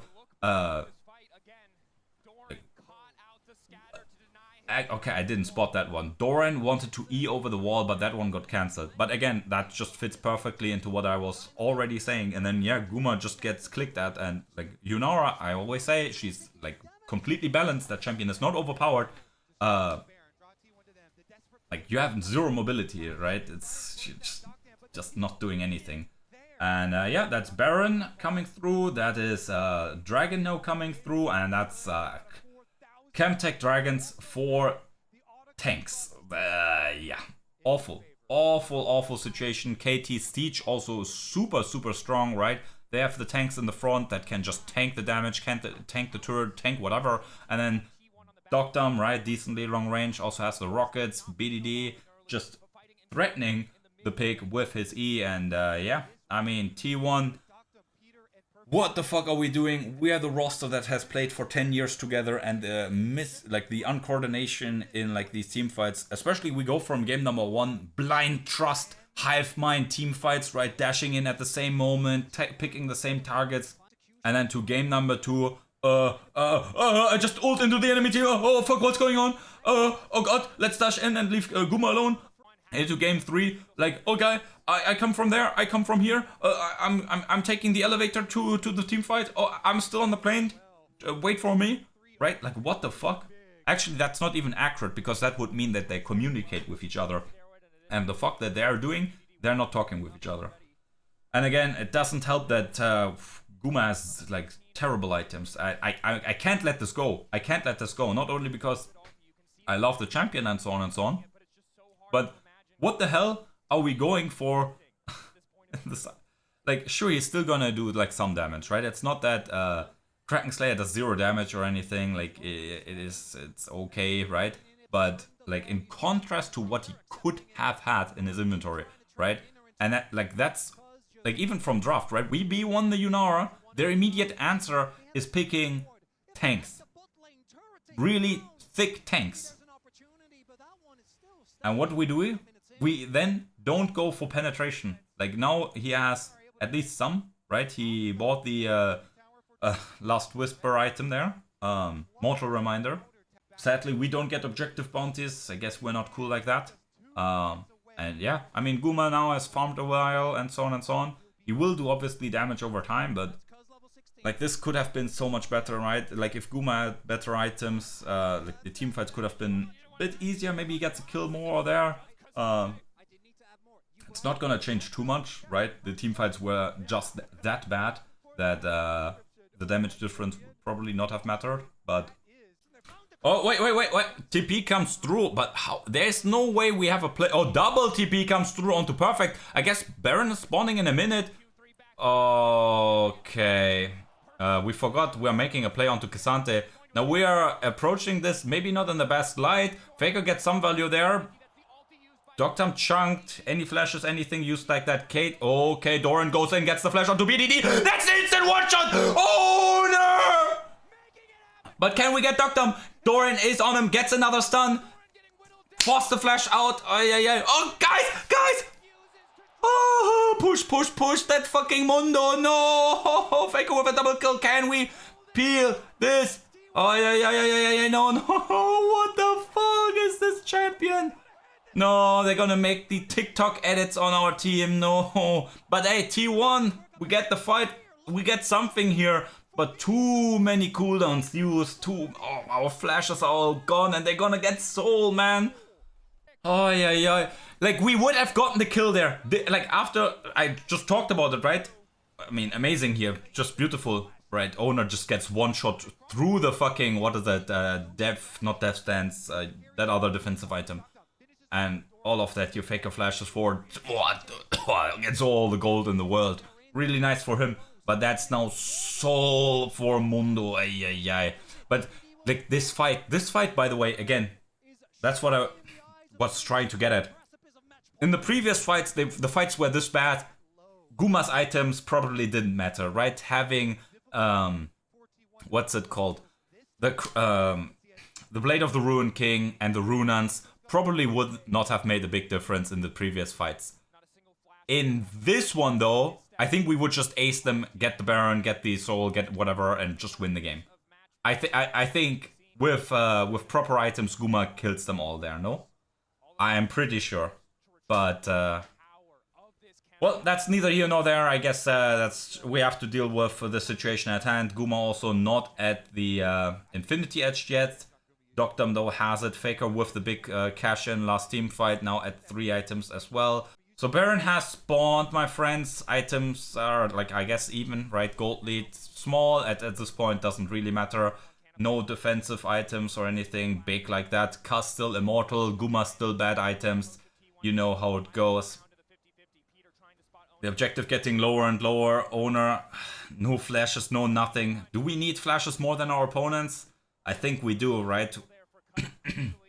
We'll see. Guma here tries to open up, but one rocket in the face. Faker eased the wave. That's just not good. But actually, hey, Guma doesn't have that much lifesteal unless he went for lifesteal runes. So this item is so awful. Yeah. Bot lane situation is also awful. Yeah. T1, what are we doing, man? Why are we forcing us into... Yeah, he does not have the lifesteal runes. He went with the standard approach. Doran, be careful. Faker, be careful. They're going for our Croco friend. Faker gets a good W though. Cuzz getting obliterated. Guma can hit, but again, there is 0 damage. There is 0 damage. There is 0 damage on this Yunara. I'm gonna fucking kill myself in the video game, of course. And we move to next game. Okay, here we are in the draft of game number 4. Ready for the T1 comeback. Please, T1, get your...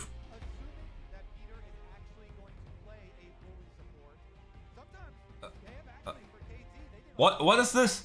What is this? We're not really, like, losing like fucking absolute idiots now.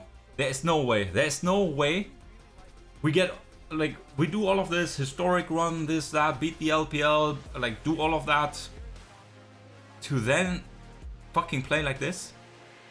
To, like, troll the team fights in game number 2 and number 3, buy a completely dogshit, worthless items in game number 3, and now B1 Kalista in 2025. Kalista Renata, the most obvious Kalista Renata ever. They're just gonna... Okay, well, whatever. We gotta have confidence. There's Kalista jumping around. There's, I guess, a Castio that says no jumping, right? And then a pillar and then no jumping. Oh yeah, that looks playable. Yeah, man. Second game, Faker looking much better, right? The Silas game was just inexcusable. But again, the team fights were played poorly, so... that's not only on him. Last game was much better. Now he has the chance to counterpick BDD's Casio. Obviously now a lot of mid laners gone, right? No Bard, no Azir, no Orianna, all of that nonsense gone for most of the time. Now T1 probably looking to ban away some support options here. What's good against Renata? Ornn. Okay, would expect something like the Karma potentially.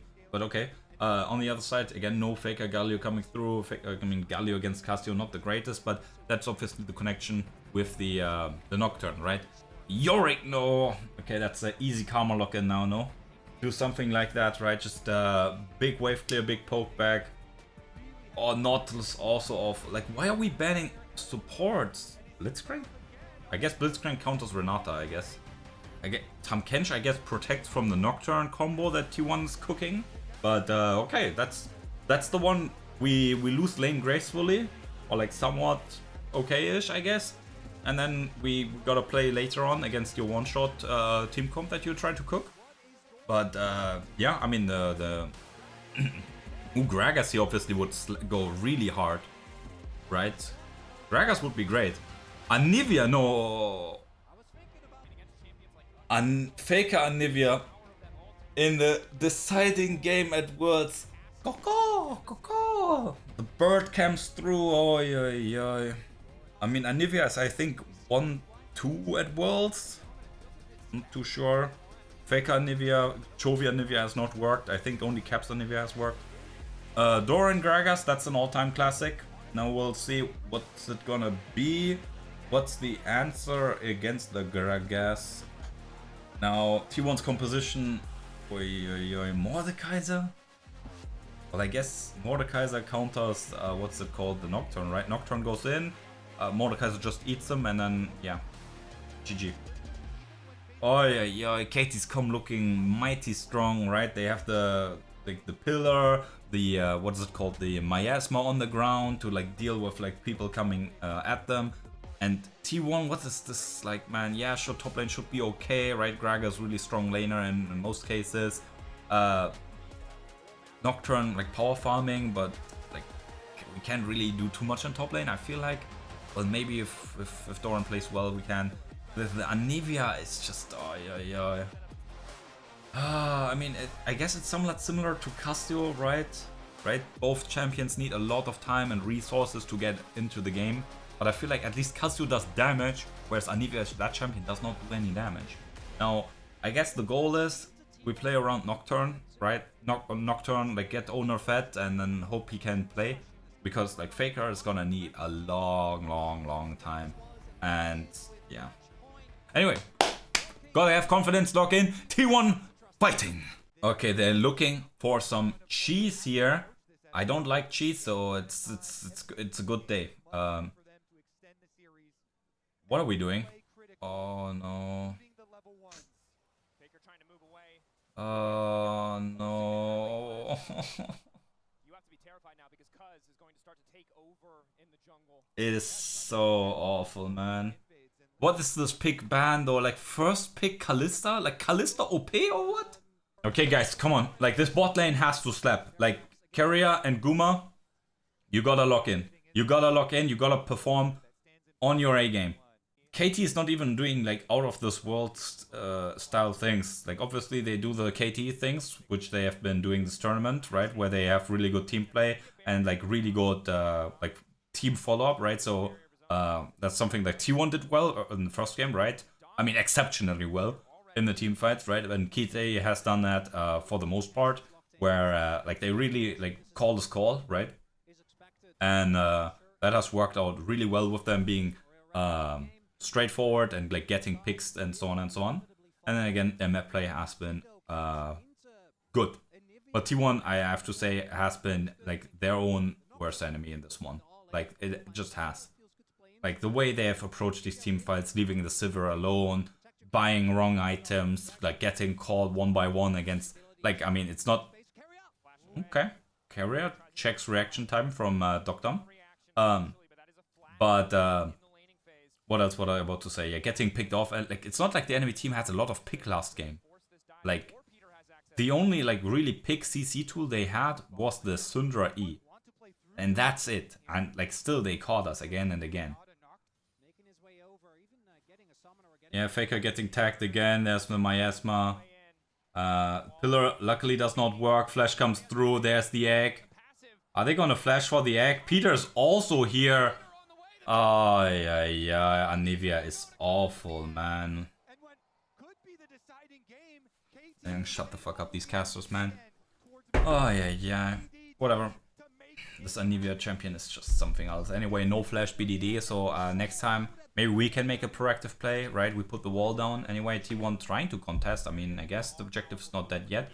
Flash forward, come on, owner, let's go! That's a good smite steal. That's another flash from Peter, flash for flash, I guess, and we get the objective, so not too bad. Cope or hope, whatever it is. T1 fighting. Come on, T1. We gotta fucking delude ourselves. We gotta be fucking sub-zero IQ. Look at. What the fuck, man? He's first timing Anivia on World Finals, man. What the fuck, man? Faker. It's just something else. Like, obviously, you think, okay, Anivia is good against the Snake, right? You just like put the slow field down, put the wall down. She has no dash, right? You get the flash. If no flash, you get the kill. Yeah, sure.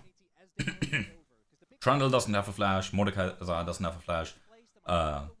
Peter, I guess, like has a W, but nah, right? So there's not a lot of mobility, and the Anivia in that case has a lot of value. There's not a lot of range or a lot of like super fast engage. So again, the Anivia has value in that sense. But I just don't believe in the power of the champion stat-wise, right?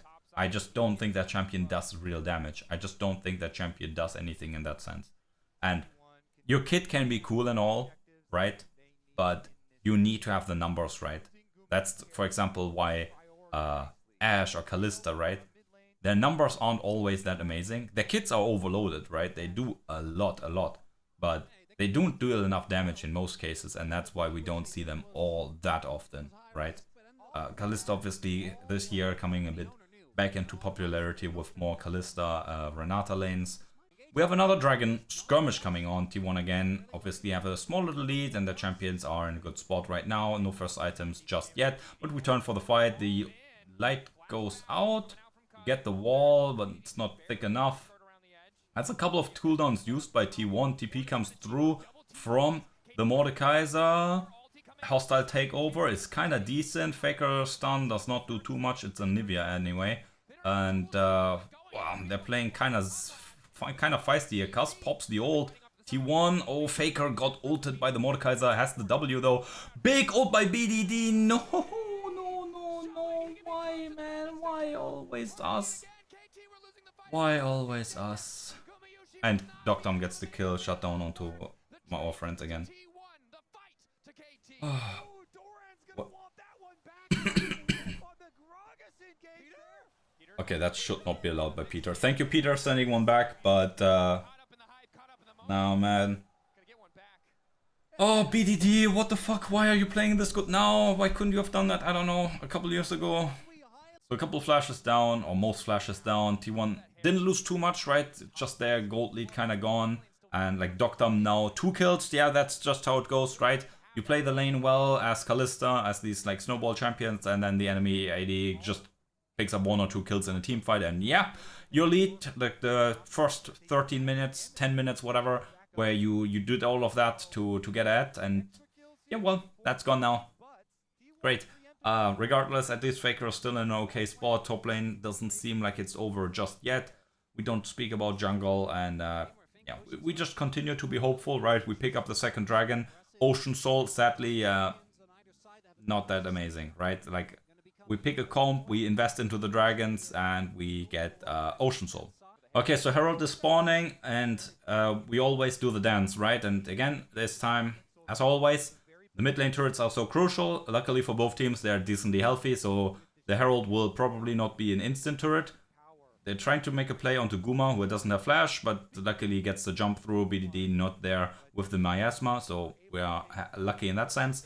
And yep, KT, they tried that, and now we just gotta take this one, right? If we're grouped up with the Anivia, like, for us this should be really good. Especially with no flashes to deal with the wall. Looks fine. Now we gotta be careful that our top laner in the bot lane is not gonna get got again. So far, like the dive defense has not worked out. Now owner has ult, so that's something, and carrier's also coming over, but we'll see. There's the ult on the this. There's the redemption, and there's the play. We're going for Peter here. A bit iffy, but Faker picks up first blood turret in top lane, and that is gonna be the boot upgrade as well coming through. Very big, and yeah, I mean, maybe the Anivia does damage with the gold she has, and again, this game is in theory a really good Anivia spot, right? Sure, Pillar can be ugly, and there are a lot of other things that can be ugly. It's Anivia after all, right? It's not Cassante, right? It's a champion that is balanced. But yeah. We'll see Collector now coming through. T1 not too tanky, so maybe the Collector buy from deokdam not too awful. We will see Cuzz now. Yeah, sadly we don't get the flash. T1, you gotta group up. I don't like it. Yeah, the angle is awful. Owner drops the Panic Rift Herald. Doran here has not the ult yet, 5 more seconds. An ult onto deokdam would be quite cute. No E on deokdam, no E on deokdam. Perfect looking for something, gets the pullback. Oh yeah, it's awful. deokdam here alone. Owner gets the smite though, Faker in the thick of things. Guma flashes over, can he get the rent? He can. Carrier might be able to lock up with his friend there. And oh my god, but this time we get the... No. Oh, come on, man. This is so mega cringe, eh? Like... It is so fucking cringe. BDD lands these ult like nothing. I don't know, man. I don't think that ult should have landed onto Guma. Maybe I'm blind. Again, there are glasses here for a reason, but yeah, I don't know. Yeah, I don't know, man. I don't know. It's just so wild. Look at this. T1 here with a bit of a iffy one. Don't get the perfect attack onto deokdam here. But it's okay, owner uses his time, obviously ult still on cooldown from the bot lane play. Faker there on the side. Guma here, we turn onto deokdam, get the kill. And now look at Guma's face. No, what? Look at this champion. This champion is like looking into an entire different direction. Still gets the W through, obviously, from carrier, but yeah, we don't get the kill for the revive, and doesn't really matter. But like that's a generous hitbox there with the Casio. I mean... Yeah, I mean, I guess, like, Kalista is not a human, but I thought her eyes are also, like, at the front of her face. But the positive for T1, obviously, is the dragon stacking. But I gotta be honest, like, I don't think Ocean Soul matters whatsoever. I guess it helps us in the standoff, right? Because deokdam poke is gonna be less impactful. But KT, they kind of want to make a pick with Pillar and Miasma and like things like that. So like it's not really a moment where that matters. Anyway, positive news for Atakan, or like at least decent one. Both teams have their bot lane auto turret, so there's no advantage there. KT already on the objective. T1 is TPing over. We'll see, we'll see. There comes the wall. Perfect here. Did he ult Doran? I think he did. Okay, there's the ult. Perfect. In the thick of our team. Should just fall after the ult. Yep, that's nice. T1 turning onto the Atakan. Faker here. Has to be careful that he's not getting attacked. He has the flash though. So that should be alright. Yeah, I mean, Faker spacing is just fine. There's a turret as well. Oh, the carrier died. What? How did carrier die? He has flash and heal up and Guma has ult. I was I was focusing on Faker there. How the fuck did carrier die? Again, whatever. Enjoy the kill. Key thing is we got the Atakan. And in the end, I guess in the grand scheme of things, it's a 1-for-1. So you're perfect. Gets dealt with. Owner turns off the light, right? Makes it harder for KT to coordinate. Faker there on the side. Looks a bit tricky. I think if they commit onto Faker, it can be quite ugly. But I guess he has flash, egg, and yeah. It's still Anivia, right? The wall can be annoying. Because as I mentioned, KT doesn't have the flashes. And again, I didn't focus on the carrier. Fuck. But yeah, I guess it was a valid sacrifice. Like, not flashing is okay, I guess. Like, it's not worth it in this case, right? There's nothing coming up, so sure. But I feel like Guma could have just ulted him, no? But whatever. Doran, that's scary. Faker here. Luckily avoids the pullback. Oh yeah, the dragon obviously. Oh, my bad. It's like I was like, what are we posturing for? What? And yeah, it's okay. Flash forward.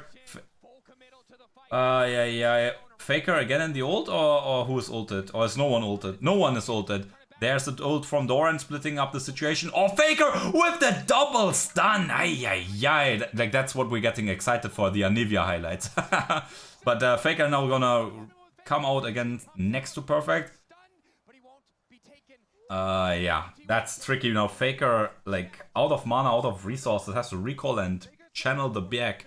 In the meantime, Owner gonna, like, do his thing. Flashes are coming up for the bot line of KT. deokdam, what? But, oi. Block for Owner. Bdd on the side, gets Faker. Oh my god, it's messy. Peter dies. Did we get the soul? We get the soul. Faker slays his lane opponent and Guma does the same. Cuzz is gonna get kited to death. Not necessary. And that's a kill onto perfect as well. Yeah, that was close. Oh my god. I'm sorry. T1 locking in step by step, but damn, man. That's the value, like the Doran ult, right? And yeah, like the displacement against these immobile champions, so good. But yeah, I mean, deokdam gets devoured. Peter has the cleanse, or what was that? I don't know. But yeah, okay, I guess. Faker now rejoins the fight, right? Yo, that's scary. That's insane. Faker got the stun off the moment he got stunned by Bdd. So Bdd couldn't like pump out like insane damage. Wouldn't probably have mattered, but that's a nice little thing. Faker also in the previous part of the standoff got a double stun Q on both Bdd and deokdam. Sadly no follow-up, but I guess that's the Anivia highlights that we gotta focus on with this like champion, right? Gotta like look at the Q usage, right? And I guess the walls, right? That's like, it's not the flashiest, but look at this, man. The Anivia, I'm saying he doesn't do damage, and I still say that, right? Look how much like time it took. Nothing for KT and T1. They have owner slash, not really meaningful, we gotta be honest. So let's just say no one has flash. 2 items for most people across the rift, so that's something. Perfect though, going for the hexplate build. And yeah, we'll see. 25 minutes, you know what time it is. It's Baron time. Come on, T1. We're turning off it though. Okay, no one has flashed the wall. Quite scary. There's the ult. That's ult again onto that guy. But no follow-up. Faker got ulted there by the Mordekaiser, I guess. Oh, nice movement there on the Q. And perfect again. All alone. Faker dodges the Qs just so nicely. And I mean, the Anivia, I mean, decently tanky. And again, the only one with not 2 items, excluding supports, was perfect, right? He didn't have his Hexblade. He doesn't have the damage. With Hexblade, maybe it's different. Oh, Doran, you don't have ult just yet. Be careful, be careful. Miasma plus Pillar is deadly. Now, let's see. Faker has a lot of mana. Oh, has blue buff as well. That's quite nice. Pillar already gone. Decent long cooldown. Doran, I don't ask questions, but that's no BDD ult. Doran here getting exhausted. That's not too scary. Oh, T1 funneling into this corridor. Yeah. Not looking too sexy, but yeah. I mean, it's a 4v5. BDD no ult. No one has flash. And we just run them down just like that. T1 make short business of KT. A bit anticlimactic. We just click them. And that's, I guess that's enough. T1. Oh, yeah, man. Oh, Faker Anivia. Wow. Man, Faker after that Silas game really looking and it's like, sorry guys, I dropped the ball. He's going back in. And like Guma on the first pick as well, damn. And here like Doran trolled a bit, but he got BDD ult, and that means like there's nothing really left for these guys. And also they make the same mistake we always made in the last fight, splitting up, right? But like, also being honest here, no ults, no flashes, 4v5. Yeah. Peter not looking too great there, but again, the Tom Kench, I'm not happy with that one. I don't think that's the pick. No, T1 with a 10k lead, Boots, Atakan, Soul. We literally have nearly everything, right? KT got 0 objectives here this game, no turrets, no neutrals, probably got some scuttle crabs, but that's about it. They picked up 9 flowers, but we have an entire bouquet of flowers, right? The Atakan helping out nicely there. The wall comes down. Our siege not the greatest, but we just split up and have a decent amount of zone control. The gold lead also speaks for itself. We can also be a bit more brazen taking damage because of the, what's it called, Ocean Soul, right? We're just gonna regen that right back. Now that's 2 inhibitors falling. Top lane also something that we can move towards, right? Owner already on the way. Doran here fishes for something. I think we should just look for top lane. I actually know it. Elder spawns, so... Oh, T1... We were fishing for something cute, right? We have to really reset. Actually, HP was looking good. Oh, hey. Guys. There's a TP from Perfect, but... Yeah, not too good. At least Perfect has 2 items now, so if he ults someone, that's like mighty strong. Cuzz actually he has flash. That's no flash Trundle. Oh my god, BDD, you beast! But Carrier with the hostile takeover, the gold lead at this point speaks for itself. BDD, you're a monster. BDD, beast. A demon in himself. Quadra kill for Guma. The confidence goes higher. Yeah, BDD, you're something else, man. He trolled. Yeah, this game, nice. Doran, solid one. Owner, okay one, right? Didn't get to do crazy things with this Nocturne. Bot lane did their things. Faker sipping his drink. And I mean, yeah, again, after the Silas performance, the performance wasn't even that bad. The champion was bad. T1 just picking up, or rather Faker picking up the Victor, picking up the Anivia, and doing a lot of things. Now, game 5 Fearless. No champions left available. It's gonna be crazy. Let's fucking go, guys. Do you believe in T1? I hope I do. And I hope you too. Okay, guys, game number 5. Fearless. Come on. Like, what are they gonna cook? Azir, Yone, Orianna, Bard. Like these champions that have been banned nearly every game, I guess, right? Okay, it's gonna be similar. T1 on red side. You know what I say. Red side is insane and Fearless. You have the counter picks, right? With how much variance there is in the champion pool right now. T1 with the red side, I feel like they have the advantage. But you know what Benki said? Red side unwinnable, GG.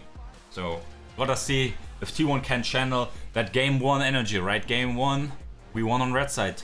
No Bart, no Orianna, and no Azir again. We will see T1. What is the next ban gonna be? Is it gonna be something like the Pantheon, like something like the Yon? Yeah, I was hoping that Yon was gonna go, because BDD has been insane. Like, that guy, he has done things that are insane. Okay, fuck, you know it. ZSZ, Ziggs, Smolder Zeri, our nemesis champions. T1, we're facing it one more time. T1, what is gonna be? Are we looking for high? What is high priority here even at this point? Don't pick. No, don't. It's something else, man. Ay. Oh, are they gonna go Ziggs Zoe and we have Pantheon and Uga? Oh yeah, no. Come on, T1, be careful. Oh yeah, T1, come on. Like, be careful, don't pick something stupid. Pick engage.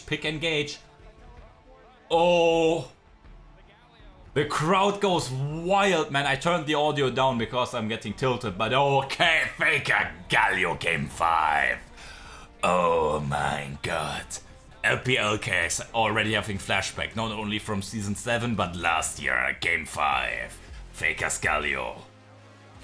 Okay.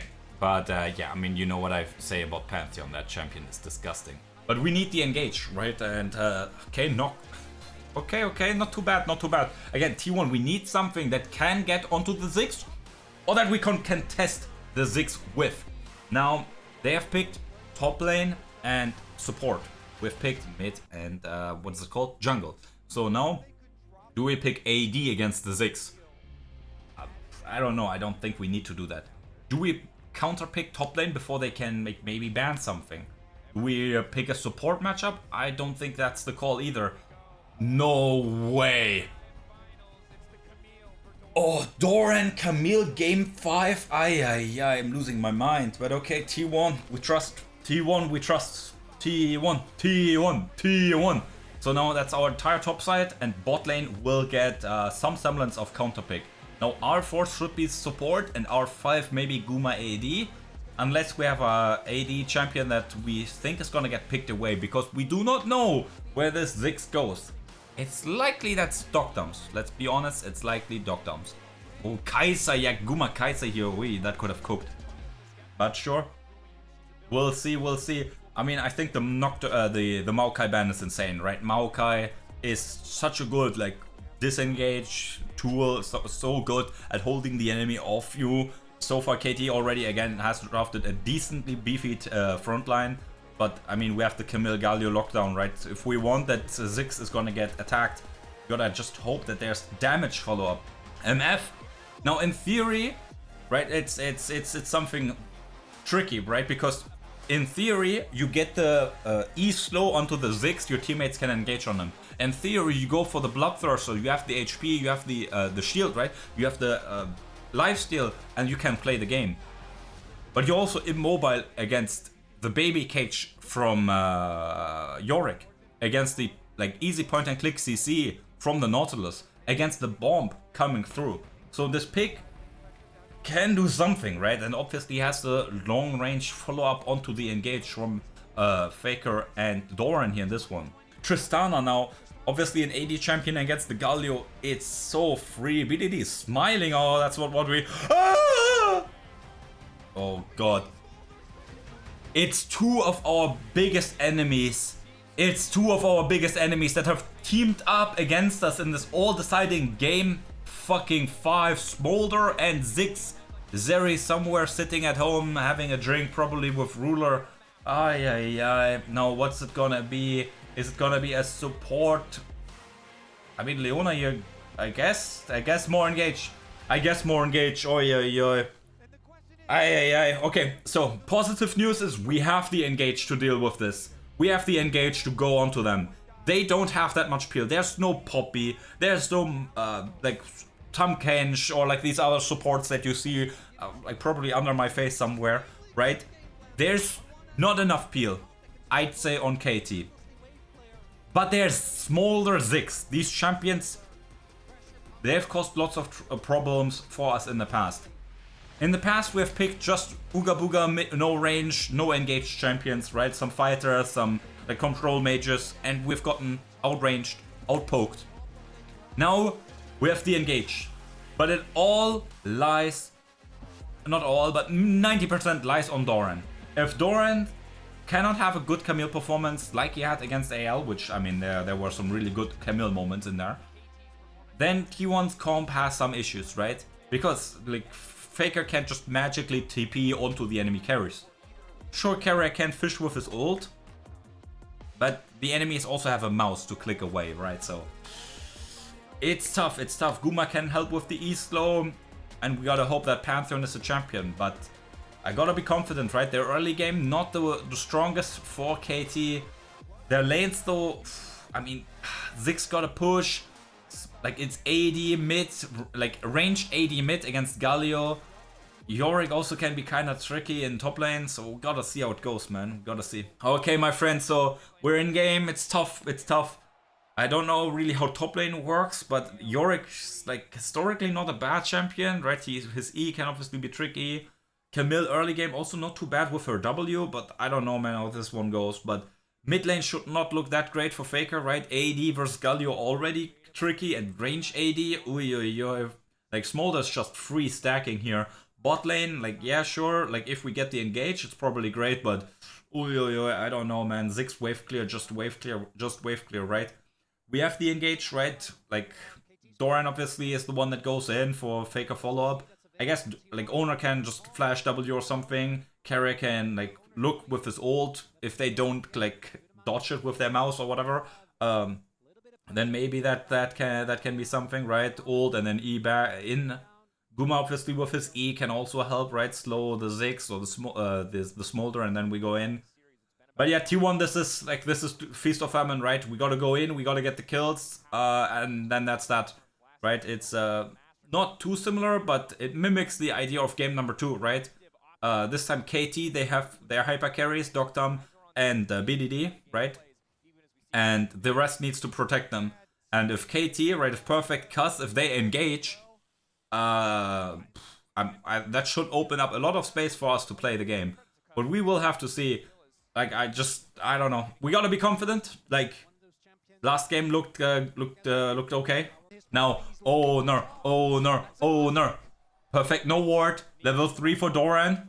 Baiting it nicely. No, gets the slow. There's the stun. Stun, CC chained. First blood for Doran. That's big. That's big. Very nicely done. Thumbs up. Now, mid lane, Faker. We pay our respects, right? Smolder also, Bdd with here the fleet footwork, right? Trying to set up. Oh, Doran, don't do this one again. Did he? Okay, E is off cooldown, right?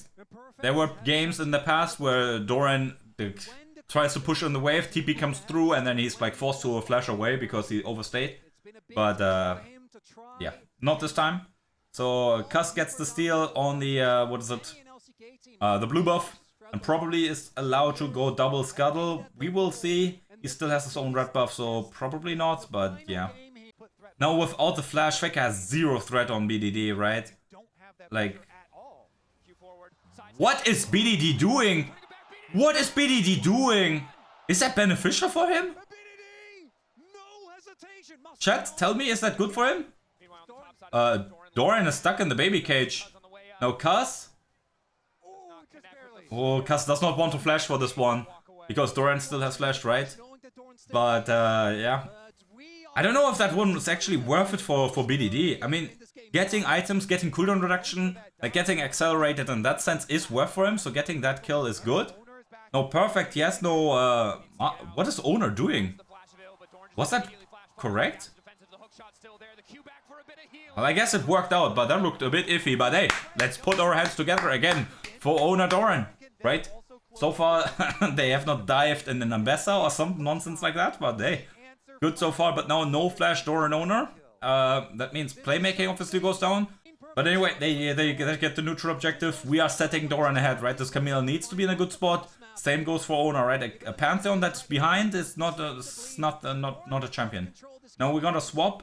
Bot lane situation, dead even, right? It's okay, I guess. Oh, carrier stuck in this brush.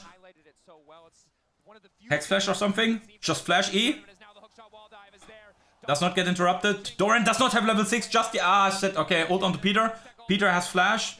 So he's gonna probably get away here. Gets the hook onto the wall. Follow from carrier. Owner knocks it down. Carrier will die in the end. The minions. Not enough! Drink your potions! Drink your potion!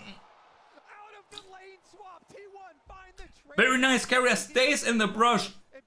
The original play onto deokdam doesn't work. We still get his flash. Then we get Peter flash and we get his kill. Super brilliant. T1 with a small gold lead, but again, we need a big gold lead. We need to smash this early game. We need to take care of things and then, well, do okay. Now, this should be okay. Gets the smite. Owner has done a lot on the map, but yeah, not level 6 just yet, and we'll see. Faker could have joined there with the ult. I think we could have played like a lot more aggressive, right? deokdam can't ult at that point. Nah, I don't know. I think we could have played this differently, but yeah, it's rough. Now, Cuzz starting the grubs. That should not be allowed. T1. I mean, Kara is spotting this out. Both teams don't have a lot of vision here, so they're not too sure. Cuzz gonna smite one away here, I reckon. Yep. I guess with mid lane prio they can do this, but we have top lane prio. That should amount to more here, no?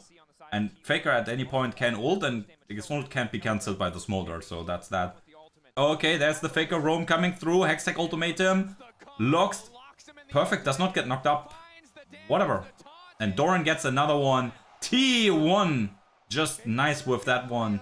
Now, Faker gotta run over into mid lane to not lose out on that one, but that's big, that's big. Now, the Trinity Force for Doran will be early, I have to hope. Now, maybe he can hit the turret. Perfect STP, so he can't hit turret. He has to reset ASAP to not lose out himself. But yeah, Faker collects also a decent chunk of the minions in mid lane. Obviously, Faker now rotated here and there and counterpicked as well. So obviously, the CS deficit is natural. It's sad to see, but it's natural, right? Okay, now we're going for a bit of a swap. Maybe with these 2-3 minions, Doran has enough. Let's fingers crossed. TP's top. He has the Triforce. Let's go. That's so big. And now he TPs. Perfect does not have TP. The resets come through from the bot lane, right? Because Dragon spawns as the next objective. You want to have your bot lane in the strong suit. Now the thing is, obviously Doran can't join the bot lane fight if there's gonna be something around the Dragon, right?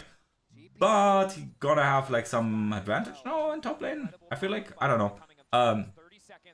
But yeah, it's gonna be okay. It's gonna be okay. Just cope with me, right? deokdam here also has this item completion. Same for Bdd, right? Whereas T1, our power is in Doran and Owner, right? A bit of a mismatch. Cuzz also picks it up. Faker and Guma shouldn't be too far off, but yeah, we gotta hope, we gotta cope. Now, Dragon spawns 7 seconds, 5 seconds.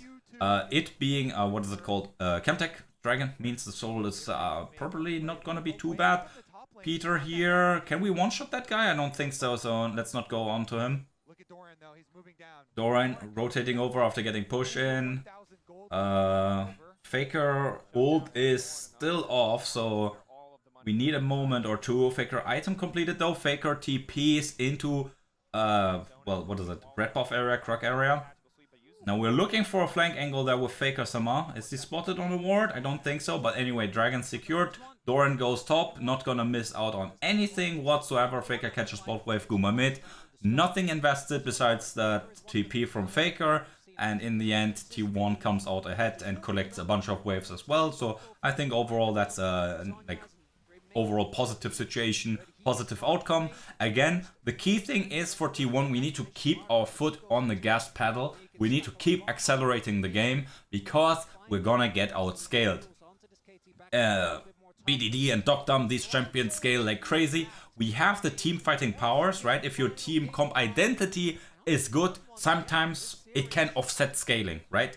Now again, we see Guma now with his item completed, right? He's gonna be so fine in mid lane. Deokdam, like I talk about the Ziggs being really strong, and obviously the Ziggs can also be like a really good accelerator in the early / mid game, right? Because of his turret damage and his turret taking ability, right? With the W, ignoring I guess the plates and so on and so on. But for the most part, like Deokdam or like Ziggs in general is more like a 2-item champion, right? He needs his 2-item. Right, his mana, his bit more AP, bit more cooldown reduction, till he can start being such a nuisance, right, that he's known for being. With that being said, T1 so far still in a fine spot. The gold lead has not decreased, it has slightly increased, but only slightly, to be honest. Bdd free farming, Deokdam free farming. So KT, looking at this, they're probably also not too scared. But again, it is the team fights that we're looking for. Guma here forced to flash. That is just really unfortunate, right? Leona in the top side river trying to look for something, right? Because the, what is it called again? The Herald is spawning in a couple moments, right? So not in the area to defend his ADC. And Guma is, yeah, that's the thing that I mentioned, right? Very early, right? Sure, he can have like his impact in the team and do this, and like there's like the points that speak for the misfortune in this game here. Oh, Deokdam here getting attacked. There's the ult combo. Ult comes through. Deokdam gets the W buffer through. Peter cancels the ult anyway. But actually Deokdam flashed, so my bad. I thought it was W. Perfect. Gonna get chunked. Boom, up, pow. That should be the kill. Or gets a heal. Oh, yeah, that was a strong auto attack. Thank you for that one, the game. But that's maybe a bit too many cooldowns used for the Herald now. But so long as KT doesn't get it, I think we're fine with this. This is just more resources for Doran and Owner, right? They didn't invest their flash. They invested their ults, fair enough. But Perfect lost the flash and is still gonna die. Now, KT is gonna take the drag. How's the bot lane situation looking? I guess Bdd roamed over, Faker did not, so they pick up this this one. Fuck, this is not looking good. This is not good. Bdd gets extra farm, right, because he picks up Perfect's wave. Perfect doesn't need CS. Perfect just needs to, I don't know, exist, breathe, right? Any aggression that goes into his way is actually good for KT. Right? Sure, Doran and Owner being strong, they are not too happy about that one. But Perfect behind versus Bdd behind, or Deokdam behind, that KT is super happy with that one in that sense, right? So with that being said, Bdd being this far accelerated, look at the CS, right? He has more CS than minutes, you know what I mean, right? His stacks are in a good spot, and now they have the Herald, right? Herald plus Ziggs, that's like in my language, that's mid lane turret gone. And mid lane turret gone is not what I want to hear. Doran now, that's something nice, right? He doesn't have TP, but Camille also decently fast at rotating over, but you gotta move your scissor legs, my friend. Oh, potential pick onto Owner, flashes away. There's the blast cone coming through. Okay. We'll see. KT here. I mean, 1-for-1 in Dragon, so it's not the most crucial thing. Doran, if he's allowed to hit that one, that's scary. But, well, with the Trinity Force, he just destroys his turret, right? Remember, we also have the grubs. Now, T1, we're not going for this one? Or we're too late for this. Maybe we're picking a fight? Well, maybe we are. Oh, this looks a bit overforced here. Faker's ult comes in way too late. Oh my god, I want to fucking end my existence. Cuzz gets the flash. Okay, Owner gets that one. Help Owner, bros! What the fuck? Yeah, that was awful. Awful. Like, life-ending, career-endingly awful. They get the dragon. Bdd, that champion, that guy that you don't want gold on, picks up the double shutdowns onto our strong guys. The coordination was horrendous, disgusting, revolting. Like, pick the word, it was just that. Now the Herald connects also into mid lane turret. Ziggs can take that one down. But what the fuck is going on? Like, what is like going on with Faker? Faker is not ulting, like... I guess, like, I mean, again, like he was next to the Yorick, right? Yorick can cancel him with the W if I'm not mistaken, right? So the coordination is just not there. Like you need to communicate with each other. God damn, man.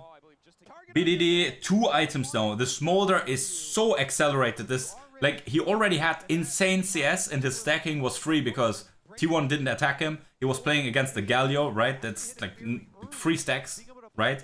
So T1, we need to change target. Killing perfect on cooldown was fun, but let's actually kill like relevant champions. Like Doran, 2 items. Owner in a good spot. The Ziggs now, like also, right, quietly but surely doing his thing. Ults ready and available. We gotta get the one shot onto Bdd. Now the thing is, they still have their turret, right? So for our engage comp, right, they still have this like safety point that they can like retreat towards, right? And in the meantime, our mid lane turret's probably gonna go down. Oh, actually, there's the TP coming through. We have not started the objective, so that's interesting. But yeah, we also like could go for a pick here, but if we don't, like, we shouldn't invest like ults because our team is very like shotgun, right? We need to shoot. We need to kill at least Bdd and someone else, or Cuzz, or deokdam on someone else. Now, what is Doran doing?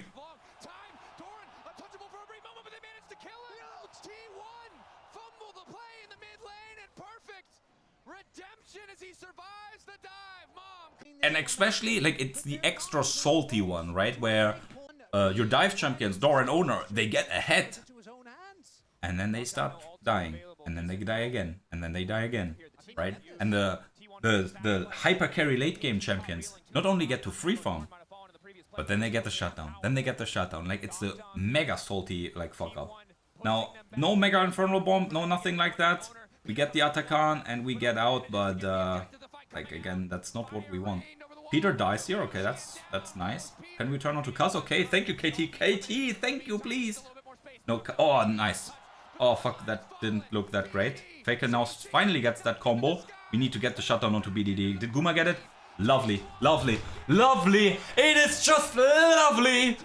Oh my god, T1, man. I just, yeah, you guys make me, that's just, like, I don't know, man. Like, who needs drugs? Who needs, like, these silly things, alcohol, drugs, whatever you guys think of. It's just, who needs that? Just watch a T1 game, man. It's just, your heart rate gets pumping, your mind, your emotions are all over the place. Like, okay, Peter, yeah, that was way too deep, no? I don't know. Feels iffy. Bdd wasn't there in time, and now we get to turn, right? I mean, we want to engage, but like, if you are walking into us, we'll take that one any day. Faker finally gets that E-Flash combo, works out decently well, and yeah, Bdd picks up another kill. That motherfucker, man. It's like, yeah, why is he so good at this League of Legends game? But yeah, Guma finally gets to play, man. I don't know, we still have the ability to obviously play in these side lanes and like punish right plays with the mobility and the like semi-globals from Owner Faker, right? But we gotta see, man, we gotta see if we can actually connect, right? Because now we have our strong point, now we have the gold lead.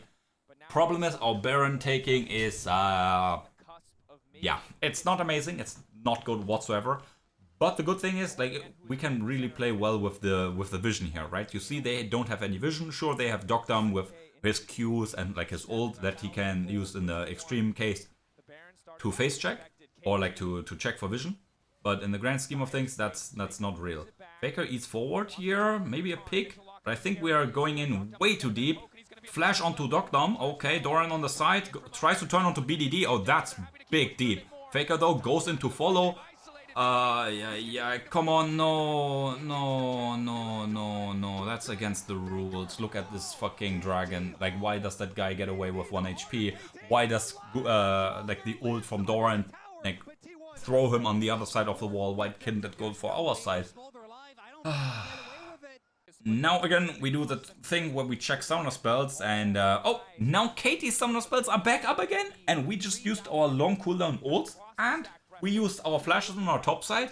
So the situation went from, hey, we are controlling the Baron area and they have to face check us, we have our cooldowns ready to rumble, to They control the Baron area. We don't have the cooldowns. And yeah, that's what I mean. These games can turn so bad so fast, right? Now, the Baron taking from KT is kind of decent. It's not amazing either. But yeah. Again, it's tricky. Now, soul point for either team, right? Late dragons and 2 for 2. It's a late soul. It's like if it's a soul at all in this game. Again though, tick tack, 45k for KT means the gold lead still matters. But again, Smolder does not need gold, he needs stacks.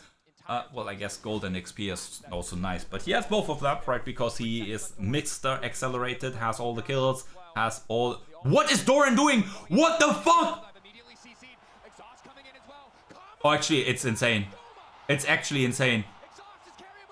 Wait, West? What? I thought BDD... or whatever. I thought BDD was... whatever. It's still insane. It's still insane. Doran, I'm still insanely mad at you. But what the fuck ever that was, I don't care. That was just crazy. I think it was carrier.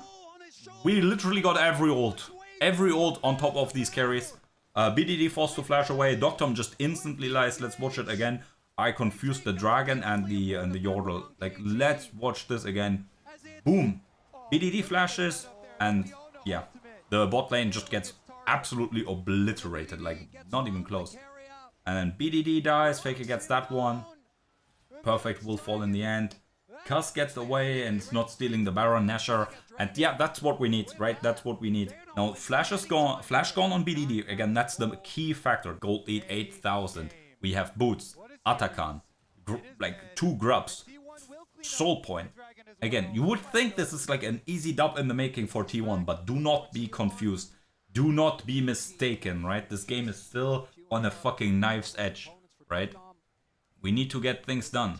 We need to push, like, the moment the Nexus falls, we can say T1 might win this, right? But till the Nexus is like actually dead, this game is not over yet. That's the scary thing. Or that's the trauma, that's the respect I personally not only have against BDD, but against the Zig Smolder composition, right? The ability to stall out games, the ability to just absolutely flip games on the head, right? With the like insane power and range they have with these champions. That's something that, again, as T1 fans, there's a reason.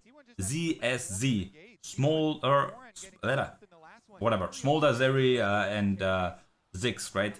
Whatever order you want to say these names. These 3 champions, they have caused so much pain and destruction to our team and to our, whatever, like, runs at tournaments in these last years.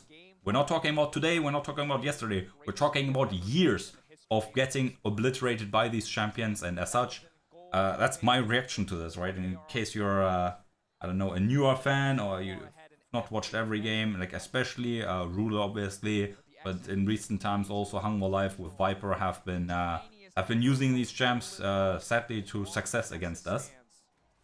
Now obviously push in bot lane and now push on top, extending the gold lead further and further, right? We're nearing the 50, or like now in the 50k, right, for both teams. So the gold lead, again, matters less and less, but it's still somewhat relevant, especially I'd say because of the extent, right? Because it's this big, right? We have the Zhonya's coming through, we have extra defensive items. Doran, what the fuck was that? Like, not, like, next time please don't make it this obvious, right? Now luckily for us, this does not cost us anything. Doran's flash is the worst thing, like he should have just died. That's the bad thing, right? Because look at the map, what they're gonna get. They're not gonna get a turret with this. They're not gonna get an inhibitor, a nexus. They're not gonna get anything like that. And the neutral object is also not on the map, so bro should have just died. Okay, my friends, headphones on. Let's enjoy the cast. And 20 seconds. Again, T1, 10,000 gold lead. Gold lead though does not really matter. Like, let's be honest here. T1, they have the power. The scaling, though, is on KT side, right? BDD, deokdam, scary. Absolutely scary. Faker pushes in the bot lane wave very deeply. Perfect has TP, though, to join at any moment. This is soul for T1. There's the ult coming through. And we get the smite. Now Cuzz needs to be careful. But T1 should look at the Baron. Yep. And KT, I mean... The question is, KT, when do you fight? Why, like, for what do you fight? For what do you make the stand, right? Because... we'll see. Faker now coming through, right? Like, there's GA for Owner, Stopwatch for Faker, right? That's the defensive items we have. KT does not have any, but they have all of their flashes, right? So that's like the flash from these carries is better than any defensive item. No, maybe not, but actually BDD, my screen is still damaged, so BDD still has the Zhonya's, so that is something very scary. Again, our composition is a shotgun, right? Usually these types of compositions tend to get worse and worse as the game goes on, because defensive items come in. Guardian Angel, Zhonya's, right? The main offenders, right? And we also have to be honest, it's all on Guma, right? So if we leave Guma alone, okay, Carrier goes in, Winds of War comes through, Cuzz immediately forced out. Oh my god, look at the damage. Guma flashes forward. He's hitting, he's dancing. He is dancing! Guma Yushi, you sexy beast, man! He puts the game on its back, flashes forward, no fear is in his eyes, and T1 are gonna be back-to-back champions. For the first time ever in the history of League of Legends, we're gonna have a three-peat. T1, the base in their eyes. Only Guma sadly has perished in his heroic offense, taking care of the enemy carry. BDD and friends, you played insanely well. You made us lose our minds. Doran enjoyed the PayPal big, but it's T1, the 6th championship, the 3rd one in a row. Oh my god, what the fuck? That is insane. That is absolutely unbelievable. KT is gonna go bald. Haha. Doran is gonna win the championship before Chovy and, like, I don't know, some other guys. Absolutely insane. The T1 dynasty, the caster just mentioned it. It is insane. Like, obviously the level of dominance in comparison to the SKT era, not even comparable. Like, that's not what we're talking about. But to be there, to have the consistency, to perform under pressure, to be there. It doesn't matter what these people on Twitter or whatever say, right? With this double round robin, T1 would not. Shut the fuck up. T1 performs when it matters. T1 is there when the stars shine the brightest. And T1, led by Faker, will hoist the Summoners Cup in a matter of moments. KT, hey, you fought valiantly. I think Perfect did okay. Like, I mean, Doran and him kind of handshook the tank matchups. I think Doran obviously had like higher highs, higher lows. Peter, good play with Cuzz, but I feel like he was kind of overzealous at times, right? Going in way too deep, even like when the play was already over. And I mean, these are pictures that gonna be in there for the ages. This lineup, Faker and friends, man. Like, Doran is like, what the hell? What's going on, man? It's like, I don't know. For these others, it's like, oh yeah, this time of the year again. That's our family tradition where we hoist the Summoners Cup. And Doran's like, yeah, I can't believe it, man, this guy. And now they're making fun of him or what? Ay, T1. What the hell? These guys have done it again. What the fuck? Some others don't make finals. These guys, 4 finals in a row. That was already an insane record. Now 3 championships in a row. And they're lifting the trophy now. Okay. We go back with the camera. I mean, it's crazy. It is just absolutely insane. With all the criticism, with all the mistakes they made, they still rose to the occasion, beat their demons, beat the haters, and it is T1! The champions of the world. T1, your 2025 world champions. Absolutely phenomenal. Like, I don't even know what to say at some points, man. Like, this stuff is absolutely insane.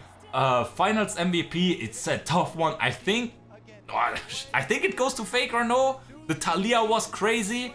The Victor was fine. The Anivia was crazy. The Galio was alright.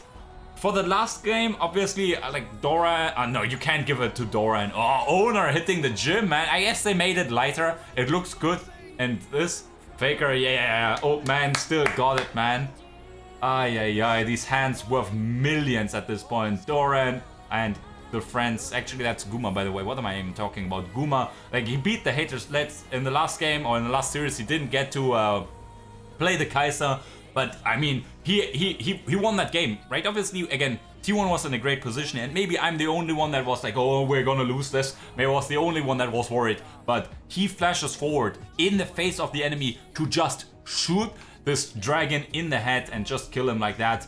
He died in the end, but like, getting rid of deokdam is all that we needed, right? The rest of the team was already in such a good spot. Koma again wins Worlds, Marta wins Worlds again as a support this time. I mean, hey, big, it's just, like, what are we witnessing? These guys are they're just crazy. What the fuck, man? Like, 4 finals in a row. That level of consistency, like, to perform, like, all the time. And now the haters like, yeah, they weren't the best team in the year. Shut the fuck up, man. Where's your Genji at? They're already home. They're already enjoying mukbang. They're watching at home, just like we are. So, yeah. Now let's not act like T1 is a bad team. Let's not act like T1 is lucky. Like, did we see the same games? They beat AL. They stomped TS. They had a banger one against KT. And like, yeah, sure. Maybe the level of play in this finals wasn't like great for every minute, right? There were lots of nerfs and lots of errors from like both sides. So that's usually what happens with finals, right? Nerfs are high, errors happen, all of that, fine. But yeah, I mean, you gotta beat KT. Did you see this KT? This KT that demolished Genji? We ignore the pick ban. And yeah, I mean, hey, just wonderful. Just wonderful. Like, something else, man. I'm repeating myself, I know. But yeah, I mean, I kind of can't believe it. Like, this shit's so surreal. Like, how are they doing this every year? Again and again and again. Like, at some point, it's like, what? Oh, yeah. Okay, I'm gonna probably cut out now. Hope you enjoy your life. Treat yourselves to some good food. And yeah, let's celebrate T1's victory. And yeah, it's just, wow. Anyway, let's see what the offseason brings for us, these guys. I mean, the 4-man has to stick together. We'll see what happens with top, right? There are all kinds of rumors, but we'll see when it's we'll see at that point. I mean, just insane what's going on here. Yeah. Take care of yourselves. T1 fighting.